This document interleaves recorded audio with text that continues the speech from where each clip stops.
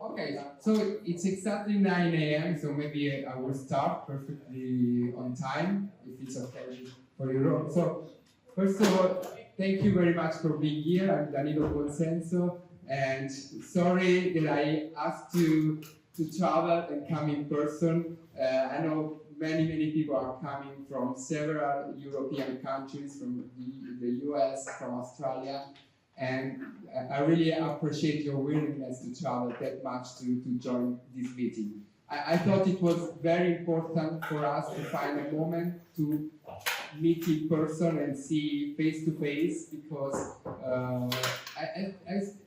I see here people that really inspired my last 4 years of research, and probably the next 30 years, and probably also people who are, we have all been inspiring each other. So it was very important for me to kind of having a meeting to renew the enthusiasm. We've been fighting a lot for the disease, patients to recognize themselves, but I think also us as doctors to recognize our work and our patients' diseases. So as we are fighting against even the politics, the lack of funding, the lack of recognition even from our colleagues sometimes, and this is also challenging for us to find energy and to keep going. I thought this kind of a moment would be very important to renew enthusiasm, to share ideas, and to kind of fuel energies to keep going, because the things we have to do are very important. So really, thank you very much for traveling that much. Some of you for a few days, and like flying 2 days as well. So really, I'm grateful. I can't say how much I'm happy to do this with you today. So as we are on time, we have many also patients representatives from Canada to Europe, and several doctors that have either already established long COVID or mini CFS centers, or are aiming to establish new centers, like I know in Northern Europe, or here in Italy, or even in the US. So it will be a great chance to inspire each other. We will have a very friendly and polite meeting, so feel free to talk to each other or to interact with the speakers for any doubts, and hopefully this day will be a nice day for us all. So thank you very much. I will call Paolo Palma to moderate the first session. Paolo Palma is a professor of pediatric immunology at Bambino Gesù Children's Hospital. We collaborated a lot. We will present some of our data in pediatric long COVID and other post-COVID spectrum in children. So thank you again, Paolo.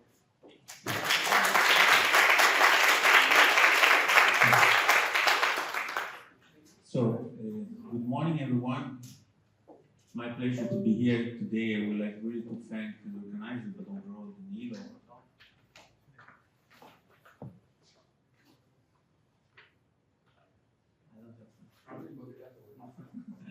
So I want to thank Danilo for organizing this event.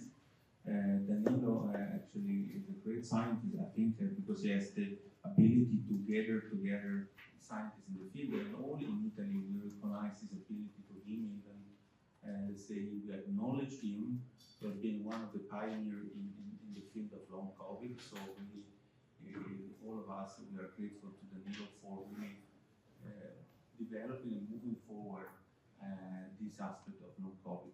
So I want to stop here and leave the floor to Professor Putrino. Professor Putrino, actually from Mount Sinai Health, and I think again it's a great opportunity to listen to you. So we are really grateful for you to be here. And I don't know which is actually the speaker page. Is going to this here or? Okay. The speaker stay up as you wish. Okay.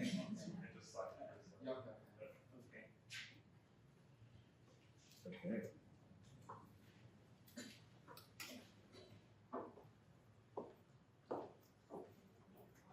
Oh, perfect. Thank you. Is this advanced slide? Yeah. Yes. It's the immunobiology. Immunobiology.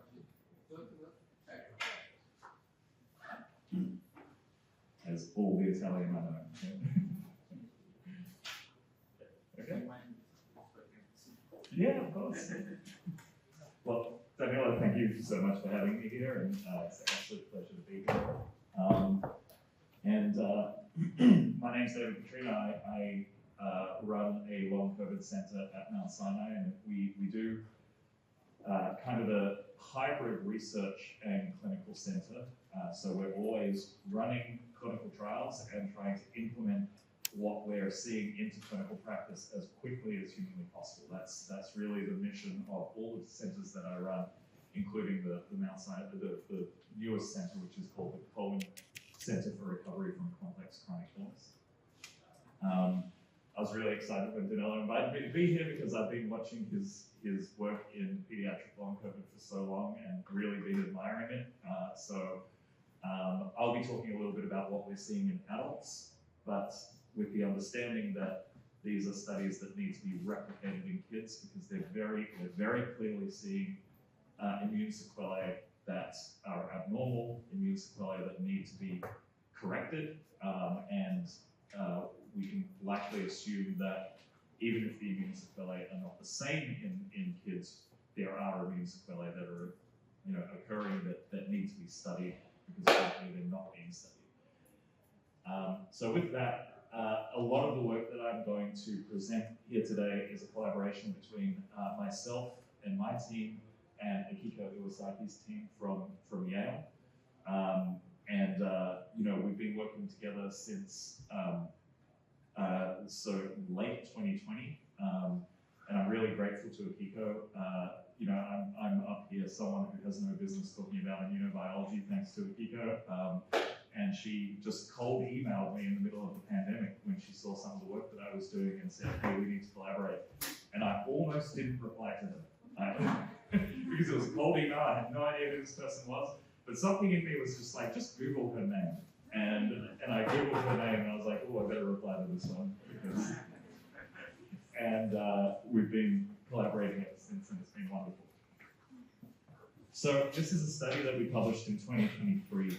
We call it the MyLC study, Mount Sinai Yale long COVID study. And basically what we did here was we recruited a number of cohorts. So we had folks with a confirmed diagnosis of long COVID.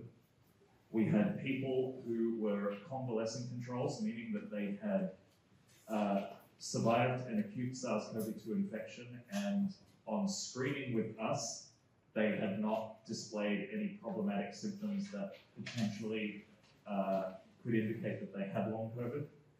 Interestingly, we screened a few hundred people for this who said, yep, I'm fully recovered, and we had to remove them from the trial because they said, yeah, I'm fully recovered. Oh, but I don't exercise anymore. Why don't you exercise? Oh, because when I exercise now, ever since I had COVID, I crash. I don't know what that's about. So we didn't diagnose those folks with long COVID because that's on them to chase their own healthcare. But it was an interesting data point that we had a lot of trouble finding convalescent controls. And then we had healthy controls, a very rarefied group these days, but these were folks who had never had COVID that we could confirm as best we could with blood tests looking for antibodies against nucleocapsid for SARS-CoV-2. We also just made sure that folks who were included in this cohort weren't, in any state that could affect their sort of immune function in a way that would be unpredictable for the study, because we really wanted to have a fair comparison of the three groups. In terms of people with long COVID versus people without long COVID, as you can see, they were a pretty well-matched group. The only thing I think that is worth noting here is the vast majority of people that we included into this study did not have severe acute COVID that required hospitalization. This was more, what we were really looking for was the phenotype of people who had had a less severe acute infection and gone on to develop quite debilitating symptoms that were affecting their daily life. We're just going to dive straight into results because we only have a few minutes together, and I want to maximize what we can talk about. So The first thing I want to talk about is just the fact that we're starting to see immune dysregulation in folks with long COVID. I want to point out that what we're seeing as a significant difference between the two groups is reduced CD4 T central memory cells, so your ability to remember how to fight off pathogens that you've already been exposed to, as well as an increase in exhausted T cells. So T cells that have been fighting things for a long time and are starting to show signs that it's difficult to mount this consistent immune response. So a picture is being painted that at least a proportion of the people with long COVID that we were seeing were starting to show immune effects of a body that has been fighting something for a long time and is not maybe so good at fighting things off as we would hope. To that end, I think a really interesting interventional drug target opportunity that we're currently trying, we're currently in the process of getting ethical approval to try, is low-dose rapamycin. So in this particular part of the immune dysregulation, what we see is an exhausted immune system. We see dysfunctional natural killer cell activity, we see T cell exhaustion, we see impaired memory T cell function, we also see reduced interferon signaling, all of this indicating an immune system that's in a little bit of trouble. Low-dose rapamycin, so if you Google rapamycin, you'll see a drug that is an immunosuppressive drug. That's at high dose. At low dose, it's actually a very interesting drug where in clinical trials in humans and in animals, it's been shown to boost natural killer cell activity, improve interferon signaling, and reduce markers of T cell exhaustion. So we're really excited to be trialing out low-dose rapamycin. So low dose for it, we don't have full approval on the protocol yet, but we're going to sort of, we're doing a dose escalation protocol. We'll probably get to patients to a maximum of about 4 milligrams per week. So that's, when I say low dose, that's really what I'm talking about. A single weekly dose of 4 milligrams. And we're slowly going to escalate. So 1 milligram to 2 milligrams to 4 milligrams. We also showed evidence of potential viral persistence. So in our long COVID cohort, we showed that folks with long COVID had significant increases in anti-SARS-CoV-2 IgG circulating in their body. And this was after accounting for vaccine doses and controlling for vaccine doses and how the vaccine doses could affect anti-SARS-CoV-2 IgG levels. So this is something that is indicative of a body that is mounting an immune response to a pathogen. Whether or not the pathogen is there, we can get to down the track. And certainly we've published a lot of work on the facts that there is at least persistent antigen and persistent spike that is clearly visible in folks with long COVID. But the body is mounting a response to a persistent pathogen. And so to that end, there are some drug targets that we can go after. And those drug targets can take the form of antivirals and monoclonals, and perhaps even combination antivirals and monoclonals for folks who are showing evidence of an immune system that is mounting a response to a persistent pathogen. There have now been a number of studies on Paxlovid. We contributed to one of those studies showing that across the board, when given to everybody, Paxlovid does not appear to effectively reduce symptoms in people with long COVID. I would say that from our perspective, that's not a huge surprise, given that Paxlovid is not an antiviral that does a good job of penetrating tissue, where we think a lot of SARS-CoV-2 reservoirs, where a lot of SARS-CoV-2 reservoirs are being found. In addition, it's a protease inhibitor, so it stops the virus from replicating, but it doesn't necessarily eradicate the virus. So what we really think, and what we're really excited to get some funding for, is to trial monoclonal therapies, targeted monoclonal therapies for people with long COVID. The next bit of the work that I want to discuss is that we saw significant hormonal dysregulation, and we're going to go deeper into hormones soon. But one of the first findings was that folks with long COVID had reduced morning cortisol. A large portion of the cohort showed reduced morning cortisol. Now, again, as with everything, this was not everybody with long COVID, but it was many people with long COVID. And cortisol is a really interesting drug. It's a drug that promotes wakefulness. It's the thing that wakes you up in the morning. It also has significant immune sequelae.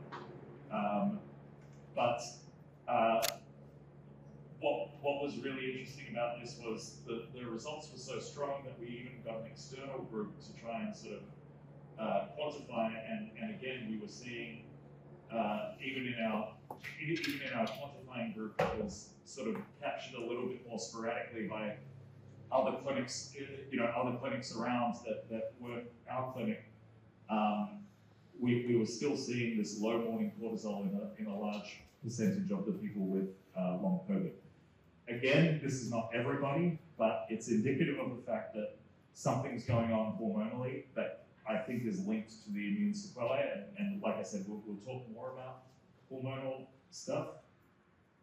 But before we do, I just want to also discuss latent virus reactivation. So the other big finding from this first paper was that folks with long COVID are experiencing reactivation of latent viruses, things like Epstein-Barr virus, CMV, HHV, and this was not seen as clearly in our sort of healthy control cohorts.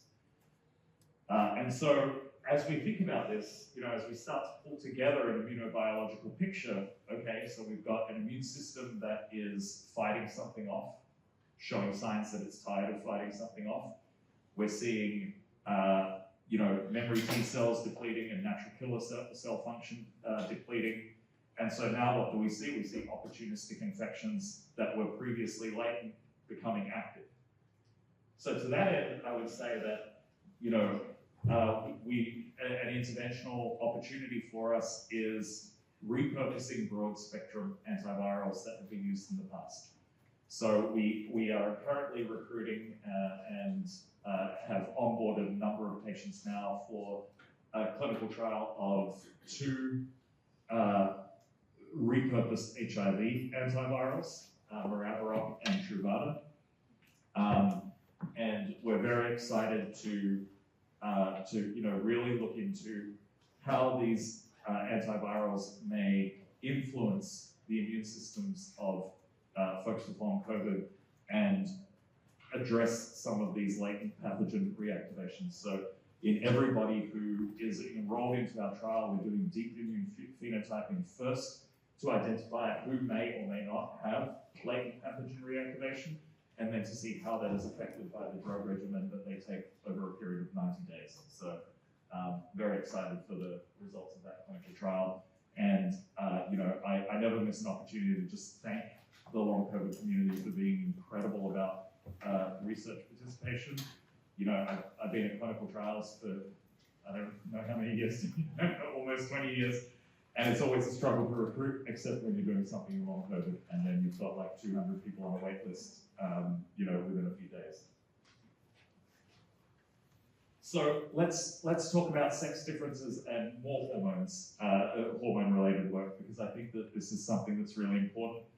Akiko and I sort of started to work on sex differences because, there was this narrative of there seemed to be more women than men with long COVID. And of course, if you look at 40 years of history of ME/CFS and the minimization that has occurred there, what we hear that, from these great researchers in the field, we hear that the sex differences are probably related to the increased incidence of anxiety and depression in women.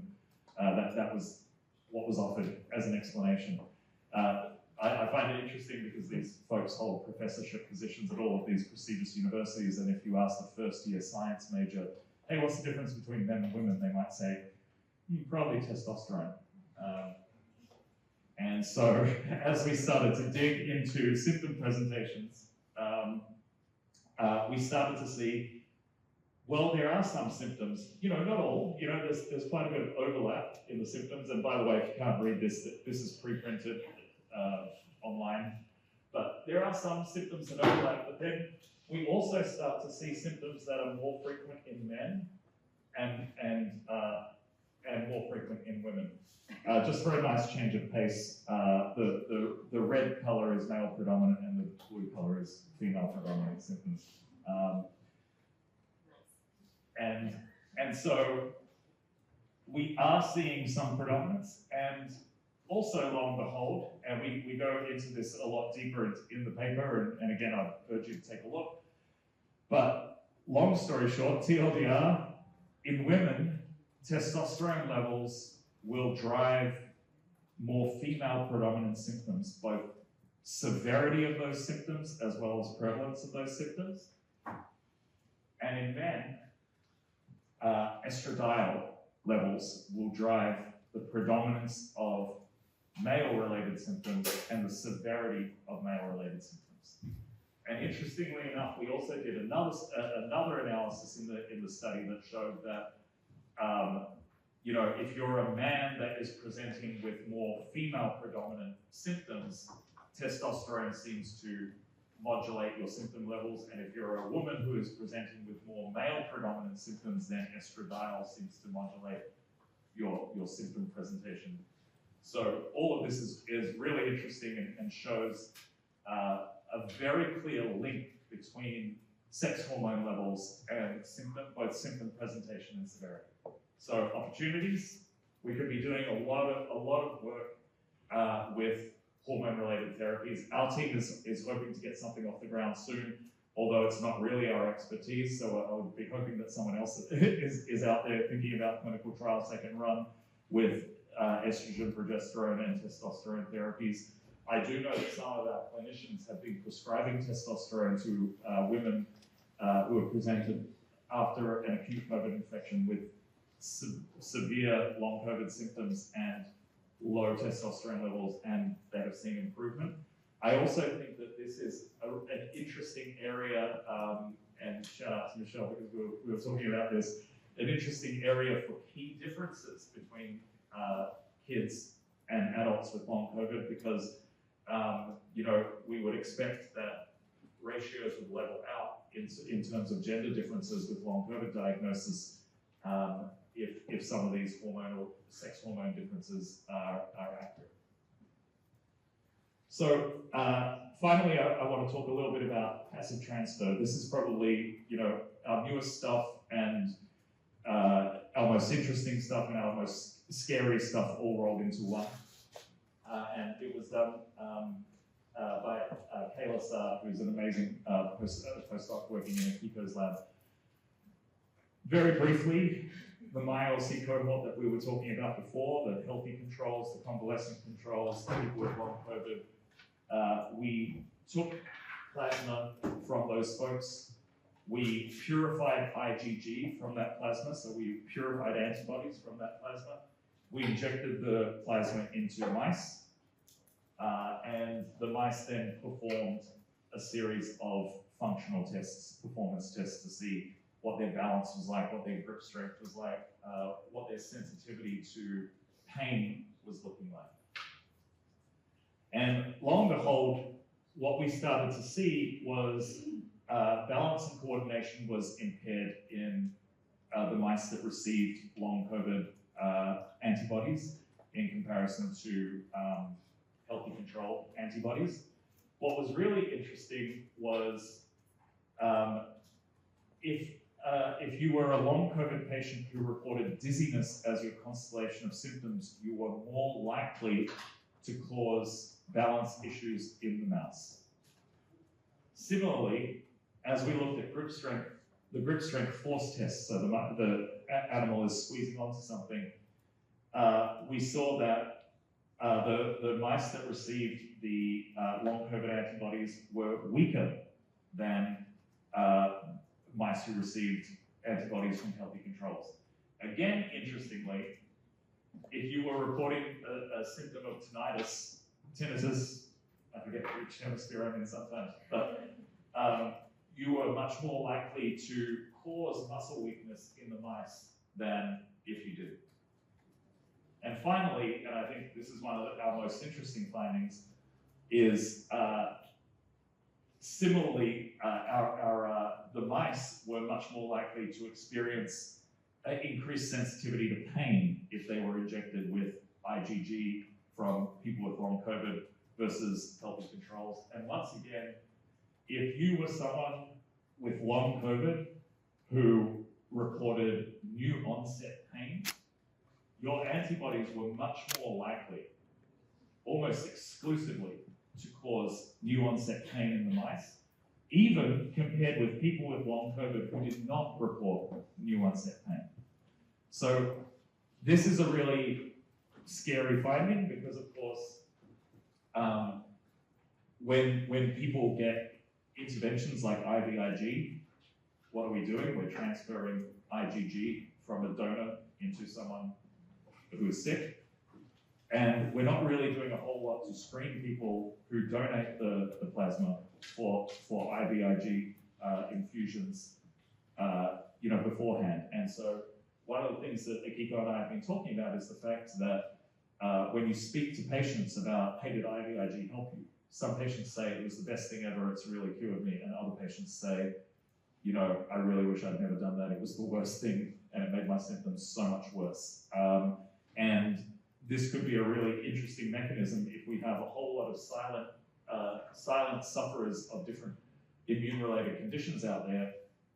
This passive transfer mechanism could be at play.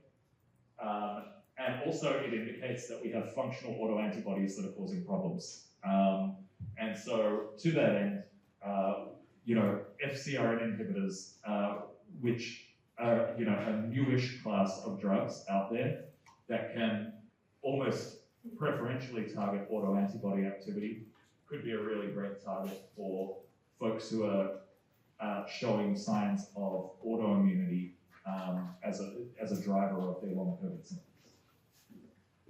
So I wanted to finish, but we had some conversations last night that spurred me to just add in a couple more slides. So sorry, I'm going to go a little bit over.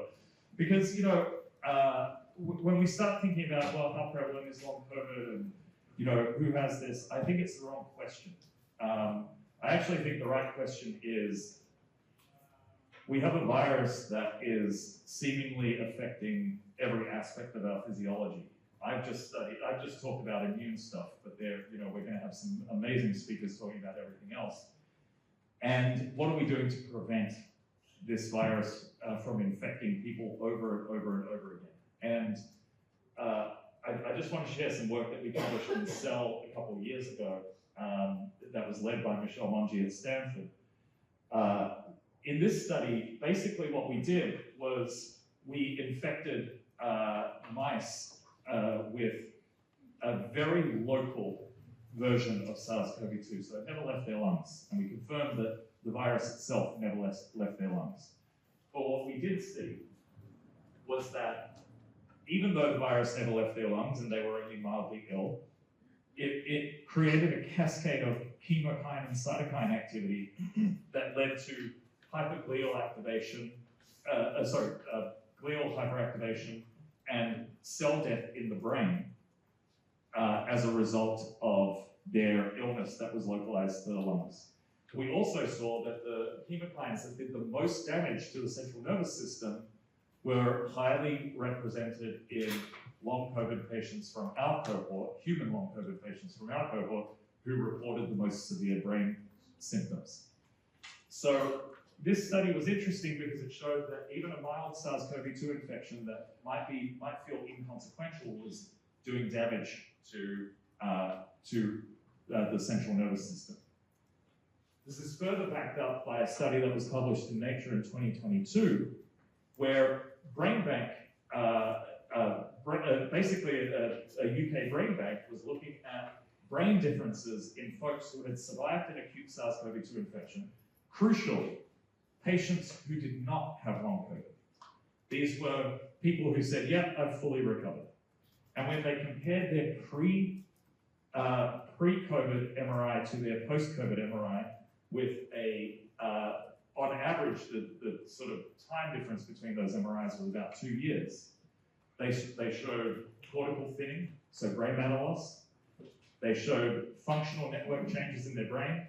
They showed poorer performance on trail making tasks, trails A, trails B, cognitive tasks. Overall brain degeneration that outpaced controls, healthy controls who just had not experienced a SARS-CoV-2 infection and had a MRI before and after. So what we see here, as we start to consider what is long COVID and what should we be doing in terms of a policy, we're seeing degenerative changes that are accelerating. Now, you can make all the arguments that you want. Well, other viruses do this as well, other infections do this as well. Yes, but we're not getting, I agree. I think infection prevention should be something that we implement across the board. Unfortunately, there isn't a virus out there that is infecting people as quickly or as efficiently or as effectively as SARS-CoV-2 right now. So we need a lot of protections in place to make sure that our cognitive futures are intact, especially in our children who are not getting a lot of protections at the moment. I'll spare you the other study that showed that every SARS-CoV-2 infection comes with approximately a 3 IQ point drop, because that might be too scary, but I'll just end here by thanking Danilo for letting me go over, thanking you all for listening. These are the wonderful people that I have to thank, so thank you.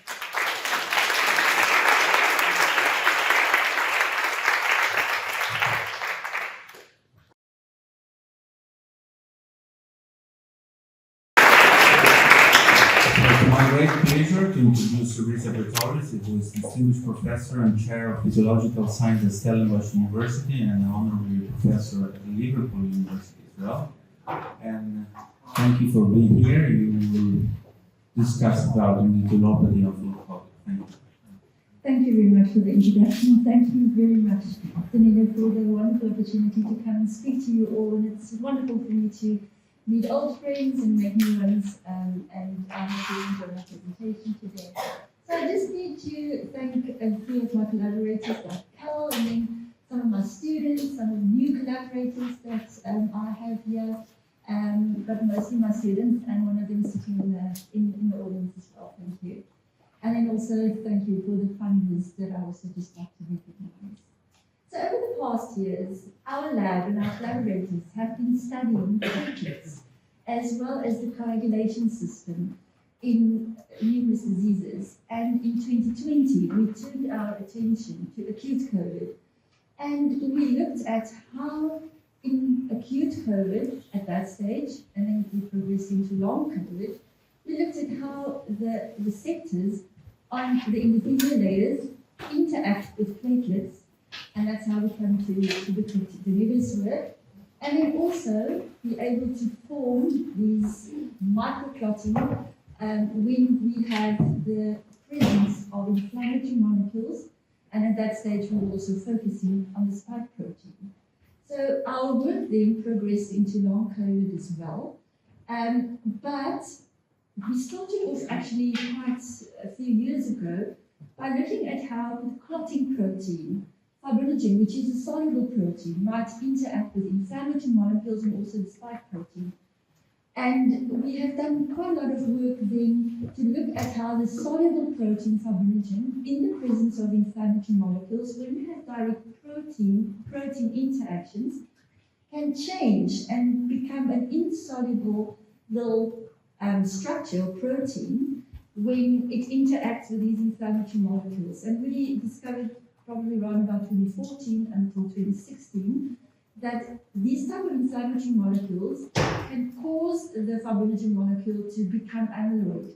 So it's not the same as the amyloid in the brain. It's not an amyloid protein as in the brain, and that we know amyloid in Alzheimer's, but it's the same effect of any protein interacting with the inflammatory molecule like LPS or other inflammatory molecules, also estrogen, and lately spike, it can change into a structure that becomes amyloid and then an insoluble little structure of the fibrinogen molecule.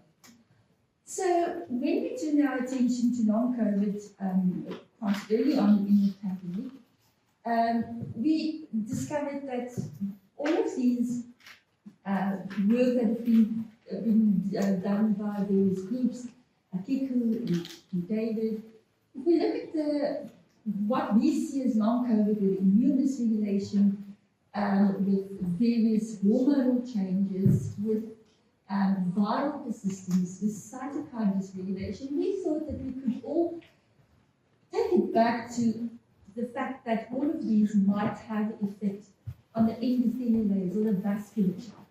And if we look at the vasculature and all the changes that we saw early on with acute COVID regarding platelets and the changes to the fibrinogen molecule, we thought that perhaps thrombotic endotheliitis could be a key pathology of long COVID together with clotting dysregulation. Now, what do we need to do for long COVID research with all of those laboratory and research knowledge that we have? We think this is obviously a very oversimplified diagram. We think if we look at the long COVID population, we need symptom classification, but then we need to follow it up with biomarker identification to identify the subgroups or the phenotypes in long COVID, so that we can eventually customize interventions based on biomarkers. So our research focus is therefore to look at these biomarker identifications with various techniques, but then also perhaps to discover new ones and new different fractions of blood perhaps that we could study to use as a biomarker profile for subsets of long COVID patients. Now, just to circle back to what we found initially in acute COVID, which is obviously we're very relevant now for long COVID as well. Initially, in the first weeks, months of the pandemic, we studied platelet hyperactivation using scanning and microscopy. And here you can see platelets interacting with red blood cells, and this is a close-up of the same micrograph here, where the platelets interact with the red blood cell membrane. So severe platelet hyperactivation, seems the platelets even burst open during acute infection. And then we also noted these structures, clotting pathology, microclots. At that stage, we weren't calling it microclots yet, but even gluing together the red blood cells in the acute stage. Then we looked at our fluorescent microscopy with our methods, flame T, which marks amyloid protein. And we found this example of healthy plasma where you'd find little microclot events, as you would expect, because no one is perfectly healthy. Type 2 diabetes, we found a little bit more. But we were absolutely mind-boggled to see the acute plasma with huge changes of the plasma becoming and forming into an amyloid shape. Now, if we just look at this microclots here in long COVID patients, and this is done, we probably look at thousands of patients now. This is still after the infection, it's now long COVID, perhaps months after. We still see these microclot structures that interact with the red blood cells. And here you can see one of these microclots in the Z stack. Just a huge structure that are circulating in circulation of patients with long COVID. And then obviously we don't want to forget platelets, and I'm not going to spend my time today on platelets, but platelets in long COVID also significantly hyperactivated, still months after the infection. So the big question that we want to address is whether microclots and their content might have a possibility or place to identify long COVID patients and even perhaps any serious post-viral diseases. And can it be used as a measurable biomarker in the clinic? So just circling back to endothelial dysfunction, we published a paper recently where we discussed what can clinicians do to look at and find endothelial dysfunction, perhaps not necessarily microclot and platelet activation, but what can be done? There can be lots done, and these are just some of the methods. It can be radiology, nail fold fluoroscopy, that can be used by a clinic to try to understand if there are endothelial dysfunction of patients. So the narrative of microclots, are they indeed clots? So I'm getting this question by some people. Why would it matter if we have got amyloid particles in circulation? Is it something that we need to look at? Does it matter that if it's present in healthy individuals, diabetes and other diseases? And our simple question or answer to this question is, it's not a reason to avoid it. And the important thing is, we need to understand what are the differences between the different diseases. What are the differences in the microclots? Is it simply numbers and sizes, or are it perhaps something much more complex? Is it perhaps something like the content, the molecular content of microclots? So why do we say we can call it clot? This is the definition of a true clot or a thrombus, if someone suffered from a stroke or a heart attack. And the important consideration is that you need to have fibrin in it, you need to have red blood cells associated with it, neutrophil traps, you need to have that, and you have to have white blood cells associated. This is the general definition of a composition of a true clot. So I hope I will be able to convince you that these microclots that we have been studying actually do conform to this definition. So let's start with red blood cells. This is a healthy red blood cell. These are red blood cells from patients with long COVID. The microclots are perhaps smaller than the big clots, but are they associated with red blood cells? Definitely. We have seen that they come together, they actually glue together the red blood cells. And perhaps microclots are the start of macroclots.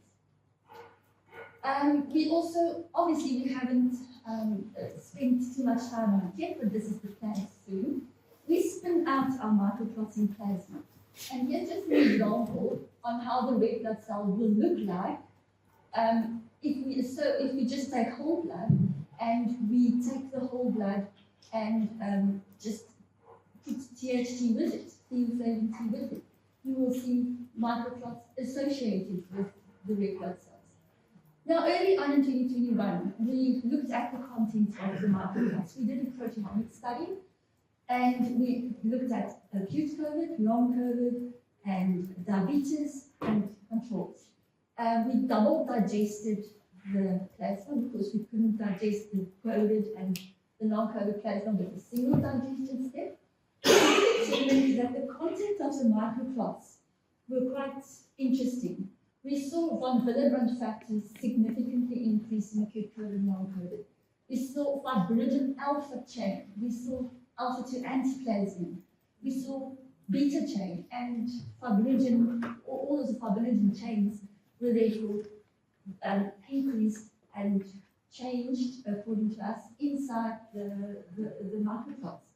What was interesting, inside the digested microclots, we found alpha-2 antiplasmin, and that is a molecule that prevents clot breakdown. So now we had a reason why the clots might be lingering longer in patients than they were supposed to. Now the question of can spike protein turn fibrinogen amyloid? Here's just some of our results. We took purified fibrinogen from sigma. We exposed it, in this case, to spike protein. We then exposed it to alpha chain fibrinogen antibody and theophlavin T. Here you can see the orange of the alpha chain where the microclot indeed changed, or the fibrinogen indeed changed into an insoluble clot. Some of the areas became amyloid, and these are overlaid in this picture. So the inside of the little insoluble microclot became amyloid. The same you could do when we added LPS to fibrinogen, and here you can see the overlay as well. So the purified fibrinogen changed into an insoluble little clot, and you can see certain areas of it can become amyloid in the presence of LPS. So we were very, very excited to see some of our collaborator work. Rado et al. Just published a recent publication where they confirmed that fibrinogen turns into a pathological structure, and they proposed that monoclonals might be able to prevent this in a wonderful publication.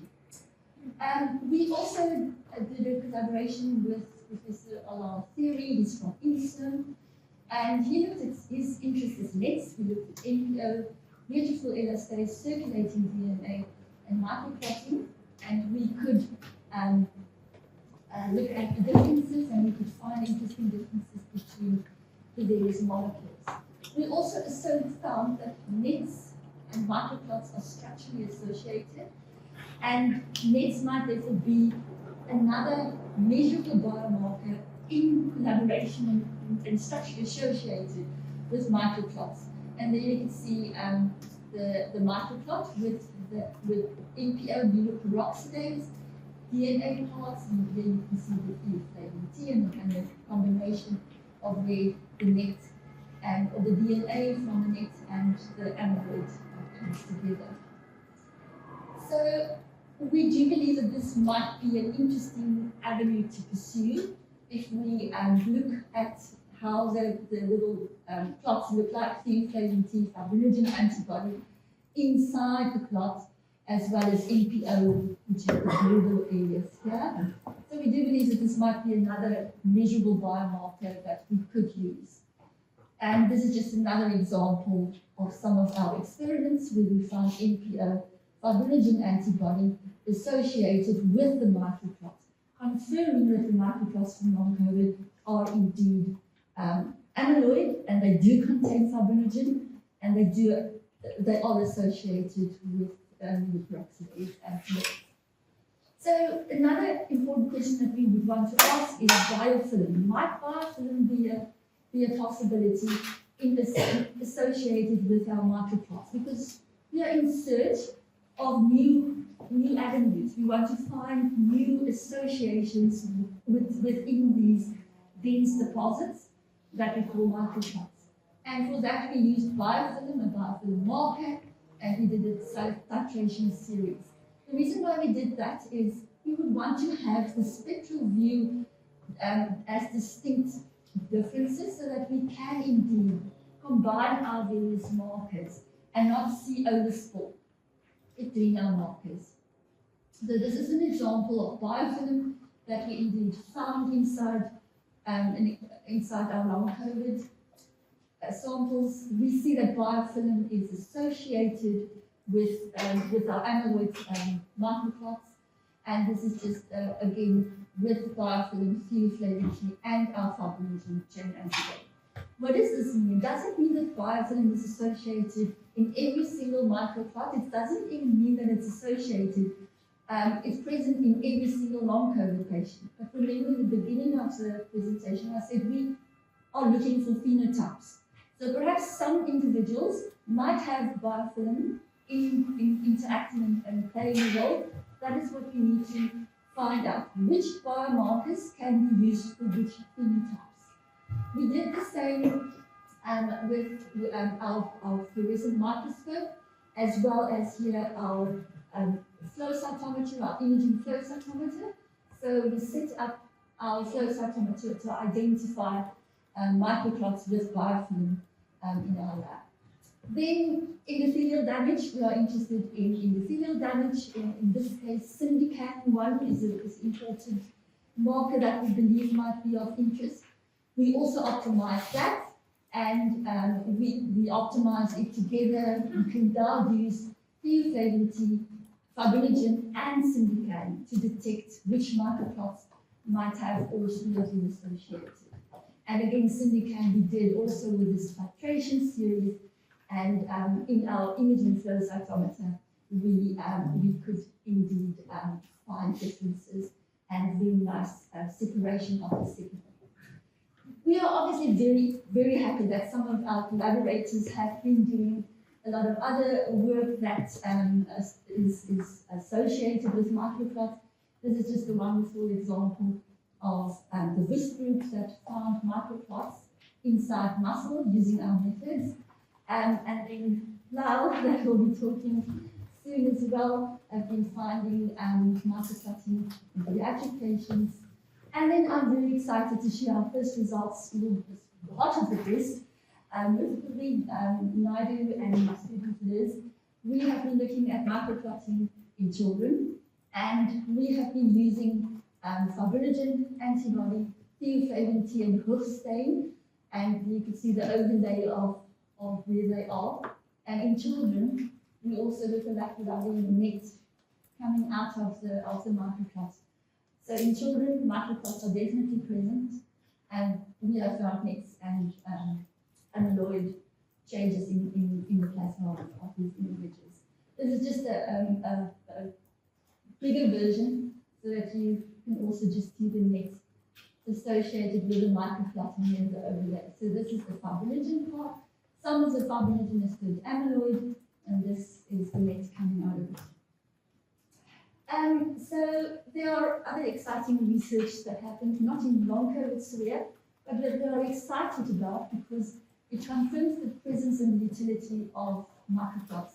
And this was work from the TOE group that found microclots in sepsis, using our methods and our proteomics as well. So the question is, can microclots and their content be used as one of the diagnostic markers, not the diagnostic markers, but one of the diagnostic markers of a subset of a phenotype? And we believe that microclot testing might be a new diagnostic frontier that we could use. Microscopy, probably not the way to go. Imaging flow cytometry, definitely, and flow cytometry, definitely. We published a paper last year where we developed the method to use microclots using imaging flow cytometer and using platelet-poor plasma. And what can we learn from this, from specifically the imaging flow cytometer? We can learn that there's a difference between the different groups, but it's not just the numbers that count. We need to split up the different size ranges. So there are different sizes in microclots. Which ones might be the most pathologically sensible to use as a measure, and probably the bigger ones, size ranges. And here we compared long COVID with ME-CRS and controls. So definitely lots of work to be done. We're not finished yet. I was very excited to see Peluso's work, Peluso and Diggs, where they talked in one of their Cell papers a month ago, where they talked that microvascular dysfunction and tissue hypoxia are central pathologies in long COVID. They also mentioned in this slide microclots and macroclots. And very interestingly, we now, I think, found an interesting phenomenon where microclots might be involved in the formation of macroclots in stroke.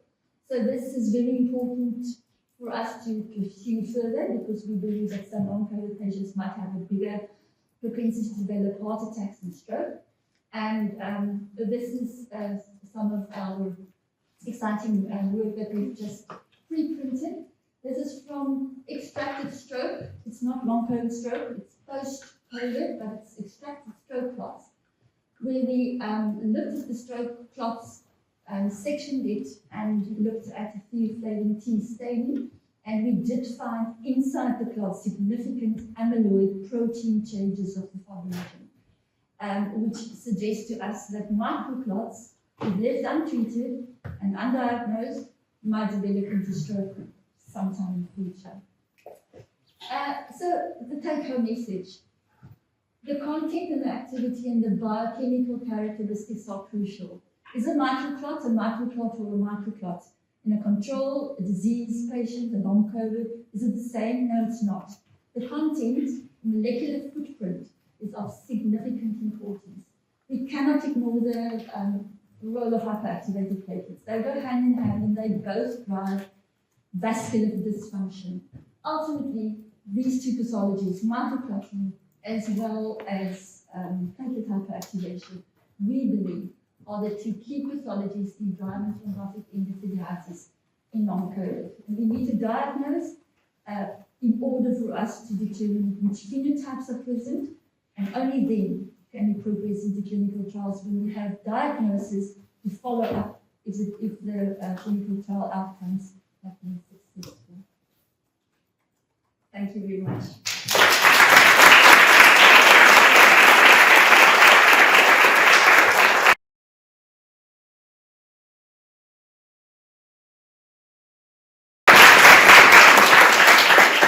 It's really my great pleasure to introduce one of my friends, and also actually I think one of the greatest scientists at the moment in pediatric immunology. So Brodin is a professor at Karolinska Institute, but he has a double appointment also at Imperial College, and he will talk about long COVID and evidence from SARS-CoV to persistence. So thank you, Peter, for being here. Thank you, and thanks everyone for coming. Especially Danilo, thanks for organizing this. You've been such a force of, for good during the whole last few years for children, and you've inspired many of my clinical colleagues to really care about these patients and look more carefully. I'm going to tell you a little bit about how I ended up studying patients with persistent symptoms, and this was actually together with Paula. Paula, we during the pandemic, or after the initial phase. As pediatricians, we started seeing these children coming into our hospitals with hyperinflammation. And they presented a little bit like Kawasaki disease, but they were slightly different age, some more severe than what we used to see. And so we started characterizing these patients. What is this? It came, if you go to the next one, it came 1 to 2 months after the initial infection in these individuals. And they had a multitude of symptoms, but often involving the heart. Many of them had shock. We had a few deaths, sadly. And we really tried to understand what this is. And if you go to the next one, we were fortunate to have an ongoing collaboration even before the pandemic, together with Paolo, looking at Kawasaki disease, which is the one condition that most resembles what these patients presented with. And so we were wondering, is this just Kawasaki disease triggered by SARS-CoV-2, or is it a completely different pathology? We used, what we often do in my lab, is to try to profile the immune system very broadly, taking all the cells and proteins into account. And if you go to the previous one. And so what we basically were able to show in this publication was that no, this is probably not classic Kawasaki disease. It is a different condition. It's triggered by SARS-CoV-2. And it involves a multitude of hyperinflammatory cell responses. And if you go to the next one, and this is how I was really inspired by the work by Danilo and colleagues in Boston, showing persistent virus in the gut or leaking through from the gut into circulation. And this really sort of sparked at least my entry into the idea of studying persistent symptoms, as is there some commonality between these children that presents 1 to 2 months after SARS-CoV-2 infection, in their case with a hyperinflammatory, life-threatening condition, and these other individuals that started to appear, which were having milder symptoms but persisting for a long, long time after SARS-CoV-2 infection. Could we learn something between these two groups? That was my sort of way into long COVID. And so if we think about a normal immune response to a virus, I know to many of you this is kind of obvious textbook knowledge, but it's important to keep this in mind because this is the reference by which we have to look at, long COVID immune responses. So you have an infection, you mount an initial response, which is this innate response, in this case mostly in the airways, triggering a T cell and B cell response, the adaptive immune system, right? And those are the memory responses that protect you in future infections. Now, what typically happens if you look at the purple line on the right is that there's a virus that increases quickly and then disappears, as far as we know. There's an adaptive immune response, and the adaptive immune response takes a couple of weeks to get started, but once it's off, it lasts. The B cell response, which is in blue, typically wanes over time, right? And I think all of you remember the discussions after in the initial wave of the infections. How long does the antibody response last? How long am I going to be positive? And when am I at risk for another infection, etc.? But anyway, the antibody response wanes, okay? Now, if you go to the next slide, what we did was we teamed up with a beautiful group of clinicians in Stockholm who had initially started profiling patients that were discharged from ICUs after having severe acute COVID. And they wanted to follow these individuals over time. Then that group, which was a multidisciplinary group of physiotherapists, infectious disease physicians, pulmonologists, etc., they started seeing these patients with persistent symptoms even after mild acute COVID, okay? And they started profiling these groups, and they were telling me, there's something weird about these patients because their antibody levels just keep going up and up and up and up. So what we did was we used a Simoa assay, which is an antibody assay, or looking for antibodies using a very sensitive type of ELISA. And what you see in purple and blue is up to 1,000 days after their initial SARS-CoV-2 infection. This is similar to what David just showed from their cohorts. The antibody levels to SARS-CoV-2 are so high, right? And they just keep increasing. While in yellow and orange here, you have convalescent individuals. So these individuals had SARS-CoV-2 around the same time, but then they're convalescent. So this goes against the textbook knowledge of antibody responses waning over time, right? And it suggests that something is driving this antibody response to continue expanding. Next slide. So we decided, okay, how are we going to what's our best chance of understanding the underlying mechanisms of this disease? So we've been working throughout the pandemic within this incredible international network called COVID Human Genetic Effort, where scientists across the world, 150 centers, learn from each other, share samples, share data, to try to understand different manifestations of disease after SARS-CoV-2. We decided to start a subgroup on long COVID, which I'm leading, where we try to identify the most severe cases we could find in each center. And by severe, I mean the individuals that had objective manifestations of disease, organ pathology, organ dysfunction or damage, but did not have a severe acute COVID that would explain that damage to their tissues, right?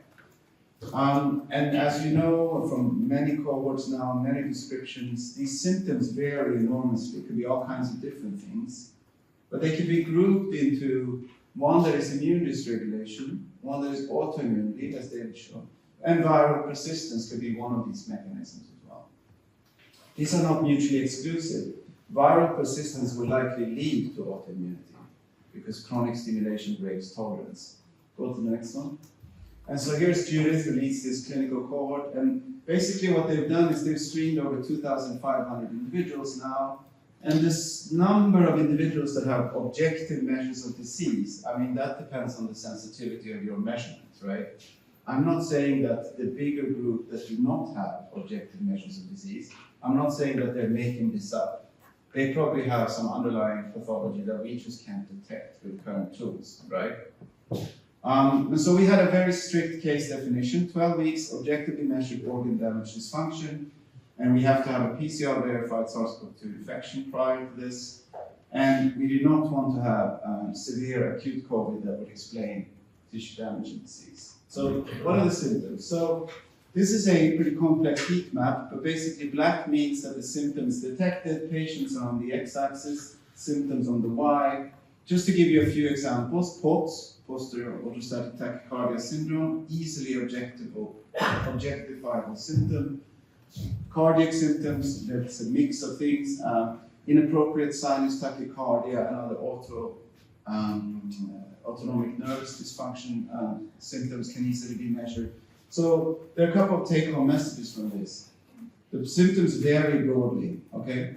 There's no obvious groups. It's not like some long COVID patients, these are all adults.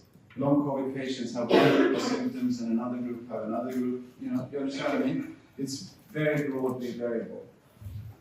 These are, just one thing to point out, these are 107 of the first patients we profiled. 87% of these were females.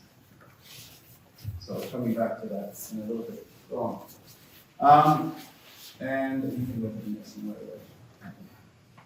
Now, no, the previous one. So the thing about measuring in the blood antibody levels indicated to us that probably the virus persists, because otherwise these antibody responses would not be growing and growing and growing. And then other people, so this is a study from Michel Nussensweig's lab in New York showing that if you look on top there, those pie charts, those show individual B cell responses in individual patients, either at 1 month or 6 months. And what you can see is the red part of the pie is an expanded clone of B cells, so they are responding to something. Now, what they see is that yes, those B cell numbers decrease with time, but if you look at the specific sequences of the B cell receptor, the antibody, there's continual adaptation of that antibody sequence. And that will never happen if the antigen is not there. Okay? And then when they look in intestines 4 or 5 months out from the initial infection, they could find the antigen. And this was rather early in 2021. So since then, obviously, many have reported persistent antigens in various biopsy materials, necropsies, etc. Go to the next one.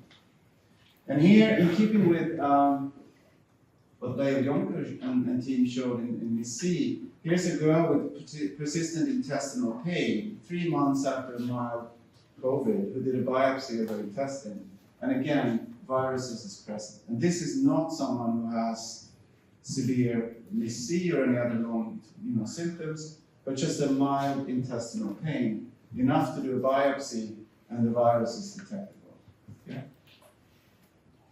Okay, I was asked to talk a little bit about how do we measure viral persistence, and this is a really tricky thing because we cannot biopsy every tissue in individuals. We would love to have a marker or a measurement in blood, and this is the one that was used in the MISI paper I just mentioned. The Samoa assay, I would argue, is probably the most sensitive protein detection method. It's basically an ELISA, but it's concentrating your sample using beads in microwells, and then thereby getting increased resolution. In the first representation by Schwank from the Walt lab at Harvard, there is a, you can see the bead panel there showing total spike detected in patients with long COVID as opposed to convalescent. But it's not everyone, right? So that's a really important to keep in mind. You do detect this in some individuals, not in everyone. Go to the next one. This is our cohort, and we measured using the same method, the Samoa assay. You can see the total spike, S1 fraction of the spike, or the M. And as you see, a few of these individuals are positive. This is days after infection. So in yellow are the convalescent, and in purple are the long COVID patients from 2 different cohorts.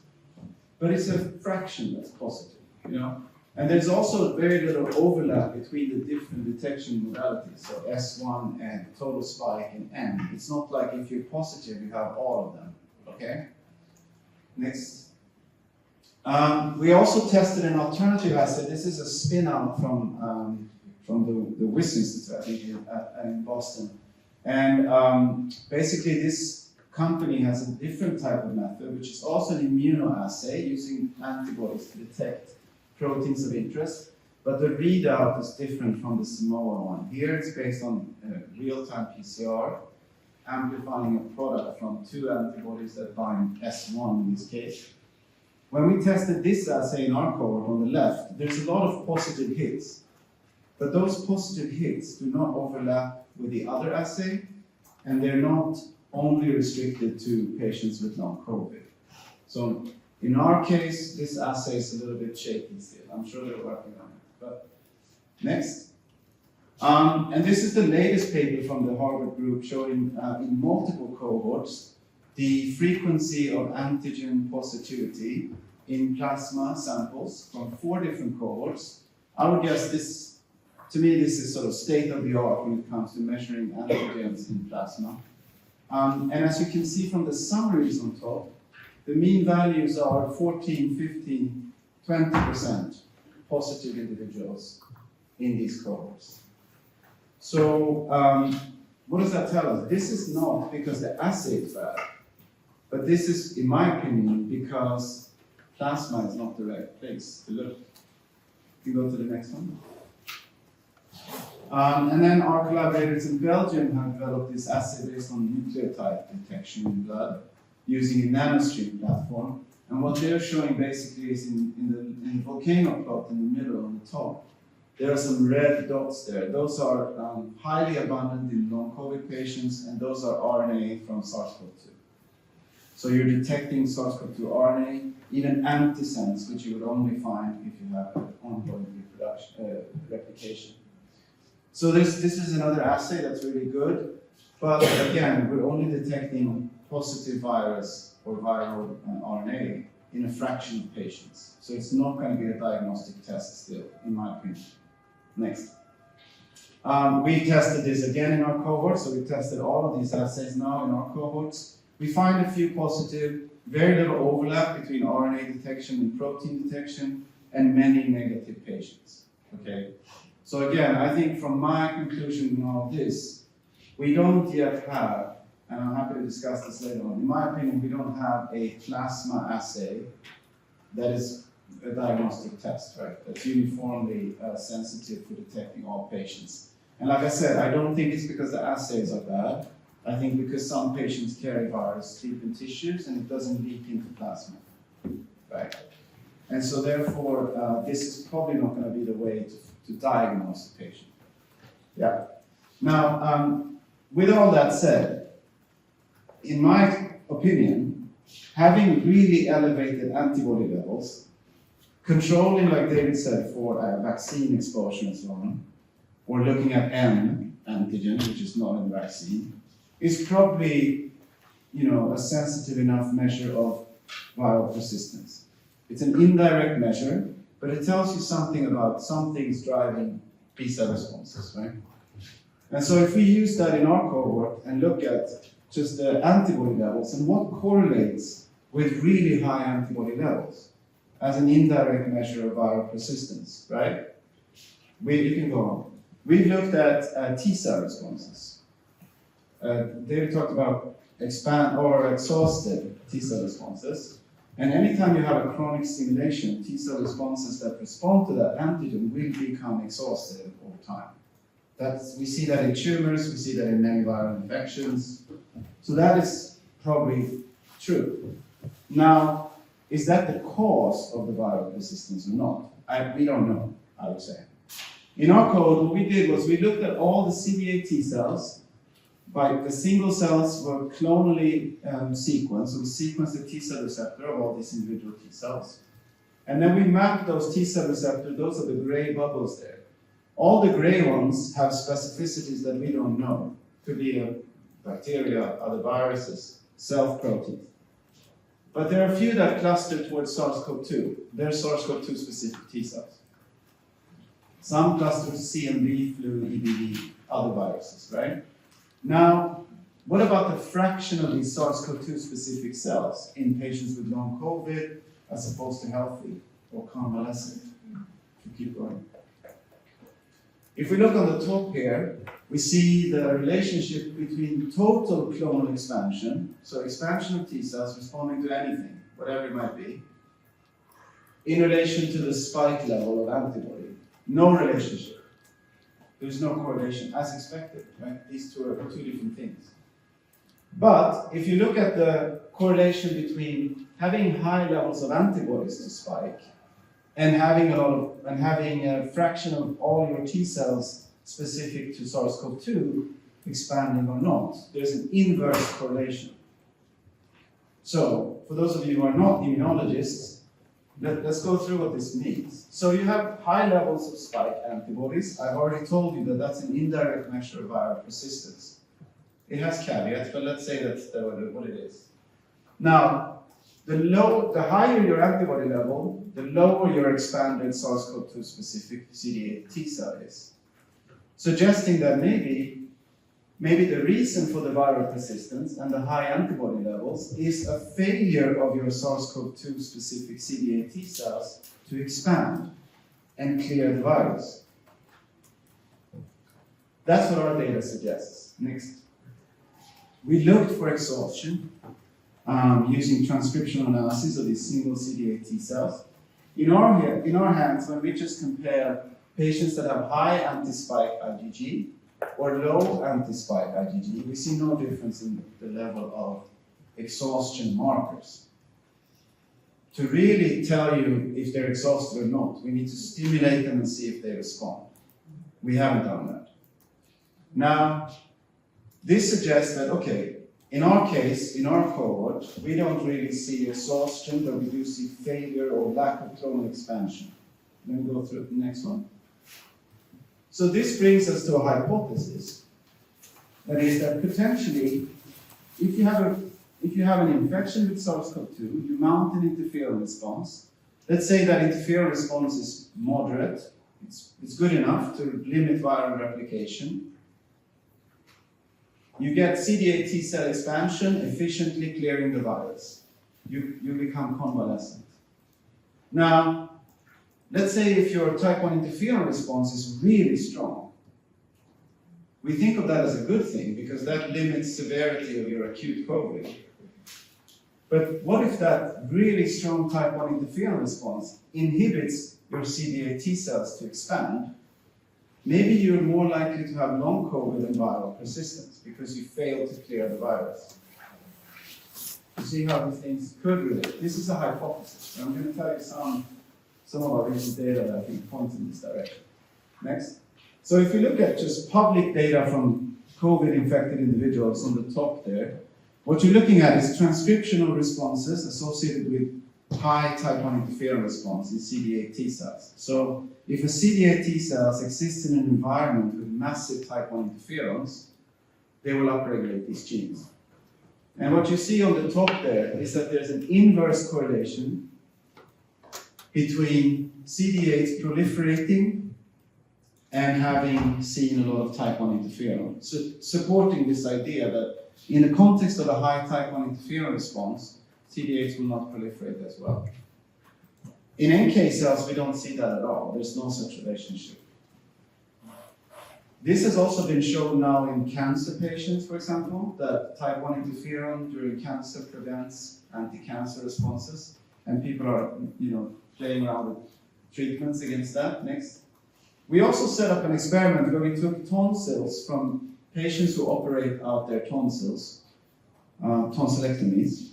And then those can be cultured, and you can vaccinate the tonsil in vitro in a dish as a way to simulate an adaptive immune response, which you cannot do in the blood, okay?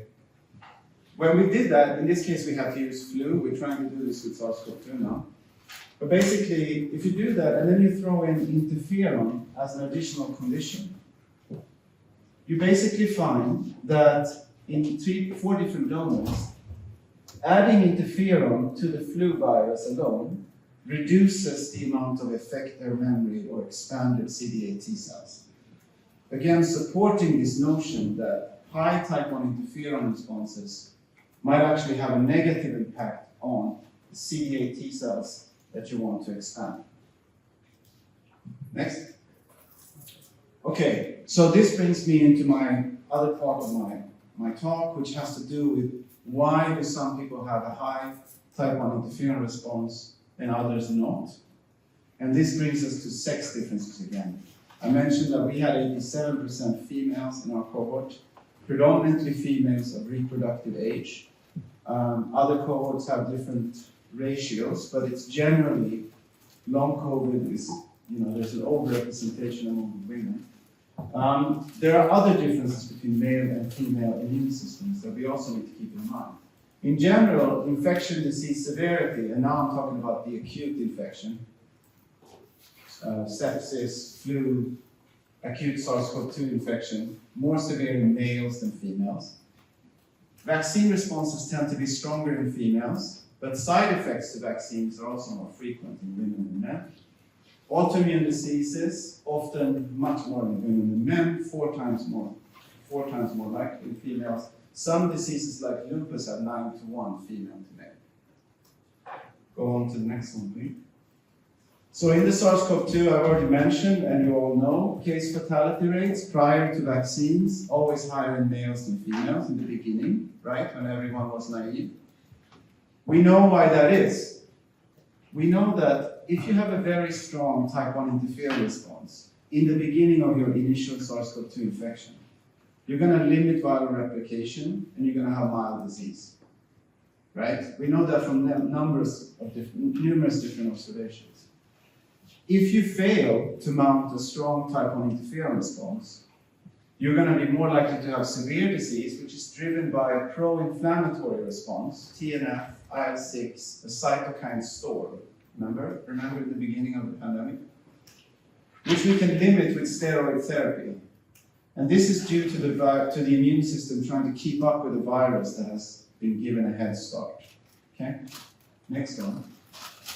The problem, we know that all of these things I've told you, these are known things, but what we don't know is if you look at males and females, and you compare male immune systems from female immune systems, which aspects of those differences are caused by hormones and which ones are genetics? Because the XY chromosome and the sex hormones, we can't distinguish those if we just look at males and females, right? So what we did way before the pandemic, since 2016, my team members and I set up a cohort where we try to follow what happens to someone's immune system when they undergo gender-affirming hormone therapy. So in this case, the genetics does not change, they stay the same, but the hormone levels go from one to the other. And by looking at what happens to an individual's immune system when your hormone profile completely switches, you can understand which parts of your immune system is regulated by hormones as opposed to genes. And so we did this, and this is the first cohort which is published, and this is 23 trans men, so assigned female sex at birth, and then receiving testosterone therapy, and then during that period we profile their immune system. What happens is that testosterone increases, obviously, because that's what these individuals are given, but at the same time, estradiol and progesterone decreases, and they stop their menstrual cycle within a couple of weeks, variably, but around that time. Now, what happens to their immune system? If you go to the next one. This is just looking at bulk mRNA transcripts. And there are basically two types of processes that change when these individuals get testosterone. The first thing is that little pink cloud on the right, left, your side, is type 1 interferon responses. These antiviral responses I just mentioned. The responses that also drive lupus, Sjögren's disease with 9-to-1 female to male preponderance decrease with testosterone therapy. And then on the flip side in blue, all of these things that drive pro-inflammatory antibacterial responses, TNF, IL-6, these types of things, increase. So it's as if your individual's immune system basically shifts focus from one of these processes to the other by testosterone therapy. Go to the next. So what's the implication of this? Well, it tells you that these two processes in our immune system, the type 1 interferon response and the pro-inflammatory TNF response, these are cross-regulated features. It means that if one goes up, the other goes down. We can go to the next, so we don't have to go into all the details. And what we also looked at are which cells in your immune system actually expresses the receptors for these hormones. Which ones can directly sense sex hormones and then regulate our immune systems accordingly. And it turns out that a particular cell type called PDC, plasmacytoid dendritic cell, the main producer of type 1 interferons, of antiviral response cell, has the highest level of expression of the androgen receptor and the estradiol receptor, one of the two, suggesting that these cells are actually sensory cells in our immune system for sex hormones that can regulate immunity accordingly and adapt in relation to hormone milieu. Next. We also looked in public data sets in individuals that do not undergo gender-affirming hormone therapy because we wanted to know if this is sort of an artifact of this unusual situation. But it turns out that in COVID-infected individuals, if you look at type 1 interferon responses in PDCs, monocytes, they're always higher in female cells than males. These are multiple cohorts. You can go to the next. And if we stimulate cells in vitro using various microbial antigens, we see the same thing. We see stronger TNF responses in male monocytes stimulated with TB in vitro in a dish than in female monocytes. Next. So to sort of summarize what we've learned from this and how this might be relevant to what we are all trying to understand, persistent symptoms after infections, long COVID and other conditions. If our immune system is balancing two types of responses, type 1 interferon responses and TNF, these are responses that would mediate the outcome to an infection with SARS-CoV-2, right? I've already told you that type 1 interferon responses are the ones that limit viral replication, are essential for mild COVID, acute COVID. But they might also increase our risk of long COVID. TNF, on the other hand, gives these pro-inflammatory responses that leads to cytokine storms and severe acute COVID. So these two are cross-regulated, and you can go to the next one. And we think, why is this? From an evolutionary point of view, why would it make sense to balance these two types of responses against one another? Well, evolution only cares about reproductive success and survival, and any trait that would increase the chances of reproductive success would be favored. And what we do know is that TNF, if you look at patients who have IVF treatment and you look for success or failure, you find that elevated TNF levels is associated with poor outcomes. So having high TNF, if you have PCOS, for example, you have elevated TNF, is a source of failure when implantation. Type 1 interferon, on the other hand, is essential because vertically transmitted infections is a critical risk to any pregnancy. So it would make sense, if you're a female of reproductive age, trying to reproduce and have implantation and successful pregnancy, that you want to dampen TNF responses and potentiate type 1 interferon response. And just one more thought before we move on. The 87% or whatever females in long COVID, I don't think it's a coincidence. I think it's a biology and a reflection of these balancing acts that we're talking about. Go to the next. In the male side, why would it be beneficial to boost TNF and dampen type 1 interferons? Well, from an evolutionary point of view, males have always made greater investments into muscle strength and growth, right? While making much less investments into reproduction, if you're a male.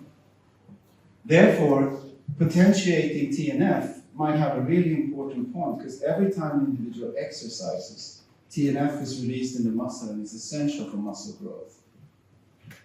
Type 1 interferon, on the other hand, we know from children with dermatomyositis, for example, with elevated type 1 interferons, that leads to muscle wasting, so weakness. So the opposite adaptation in a male makes sense, that increasing TNF and dampening type 1 interferons.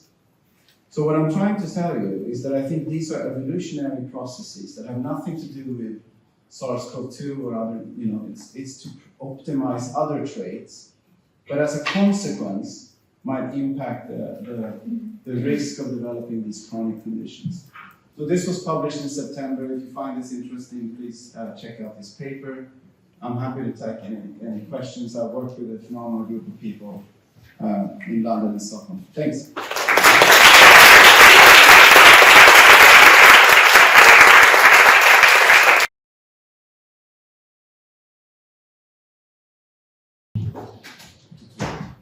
Thank you very much. Thank you again for being here. So now I'm trying to show what we have done to translate, basic knowledge in our pediatric cohort.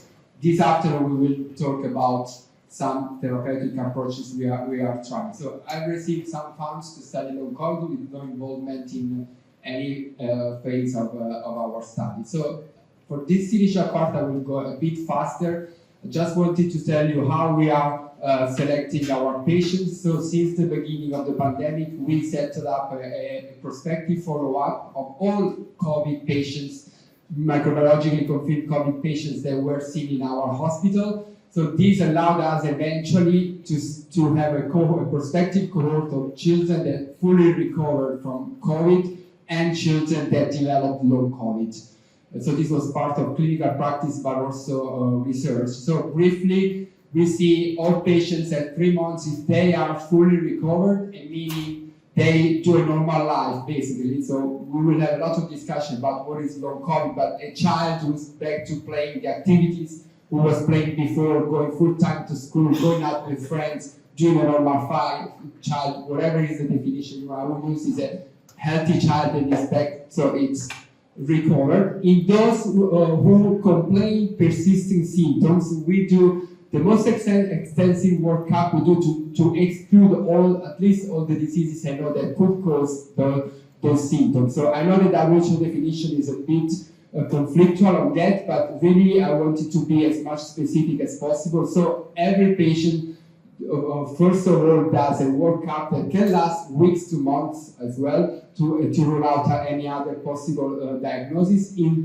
those cases, if these symptoms were persisting after this workup and are impairing daily routine, so they are considered as long COVID. So, and this is an important point in my opinion, because sometimes we have parents that come with children saying, okay, my son, he is very tired, and so you ask them, so tell me the day, the week of your son. Yeah, he plays football 4 times a day, he go to English 2 times a week, they play piano. So there is not a case of long COVID, because my definition is a child with persisting symptoms with impact on daily life, and this is also included in the WHO definition. In my opinion, this is a point that is never enough stressed, even in the research papers. It's not just a list of symptoms, but symptoms that severely impair daily life, and we will talk about that, I think, Benita and myself this afternoon. So basically, very briefly, so far we have followed up about 1,500 children so far. This is the old cohort, not only the long COVID cohort. And what I want to show you very briefly, according to this definition, we had in this cohort about 300 children fulfilling those criteria, even thinking that we may have made some diagnosis wrong, even the 50% of diagnoses were wrong, just pretending. You just compare, in my opinion, this is interesting, the numbers with the multisystem inflammatory syndrome. So everyone in the world has continuously talked about the MIS-C, and in this cohort, these are not all patients, but in this cohort, 5 children had the MIS-C, and everyone in the world is talking about MIS-C. But even if you only consider those patients that have completed the 3-year follow-up and are still symptomatic, these are for sure real long COVID cases, because in 3 years, persisting symptoms of daily life, no other diagnosis, you see the comparison in terms of numbers compared to the multisystem inflammatory syndrome. The symptoms are those that we know: extreme fatigue, so it's not being tired, extreme fatigue, the child is not able to do anything actually. Some children are bedbound like 90% of the day, chronic severe headache, impairing daily life, severe gastrointestinal symptoms, and so on. All the symptoms we know very well.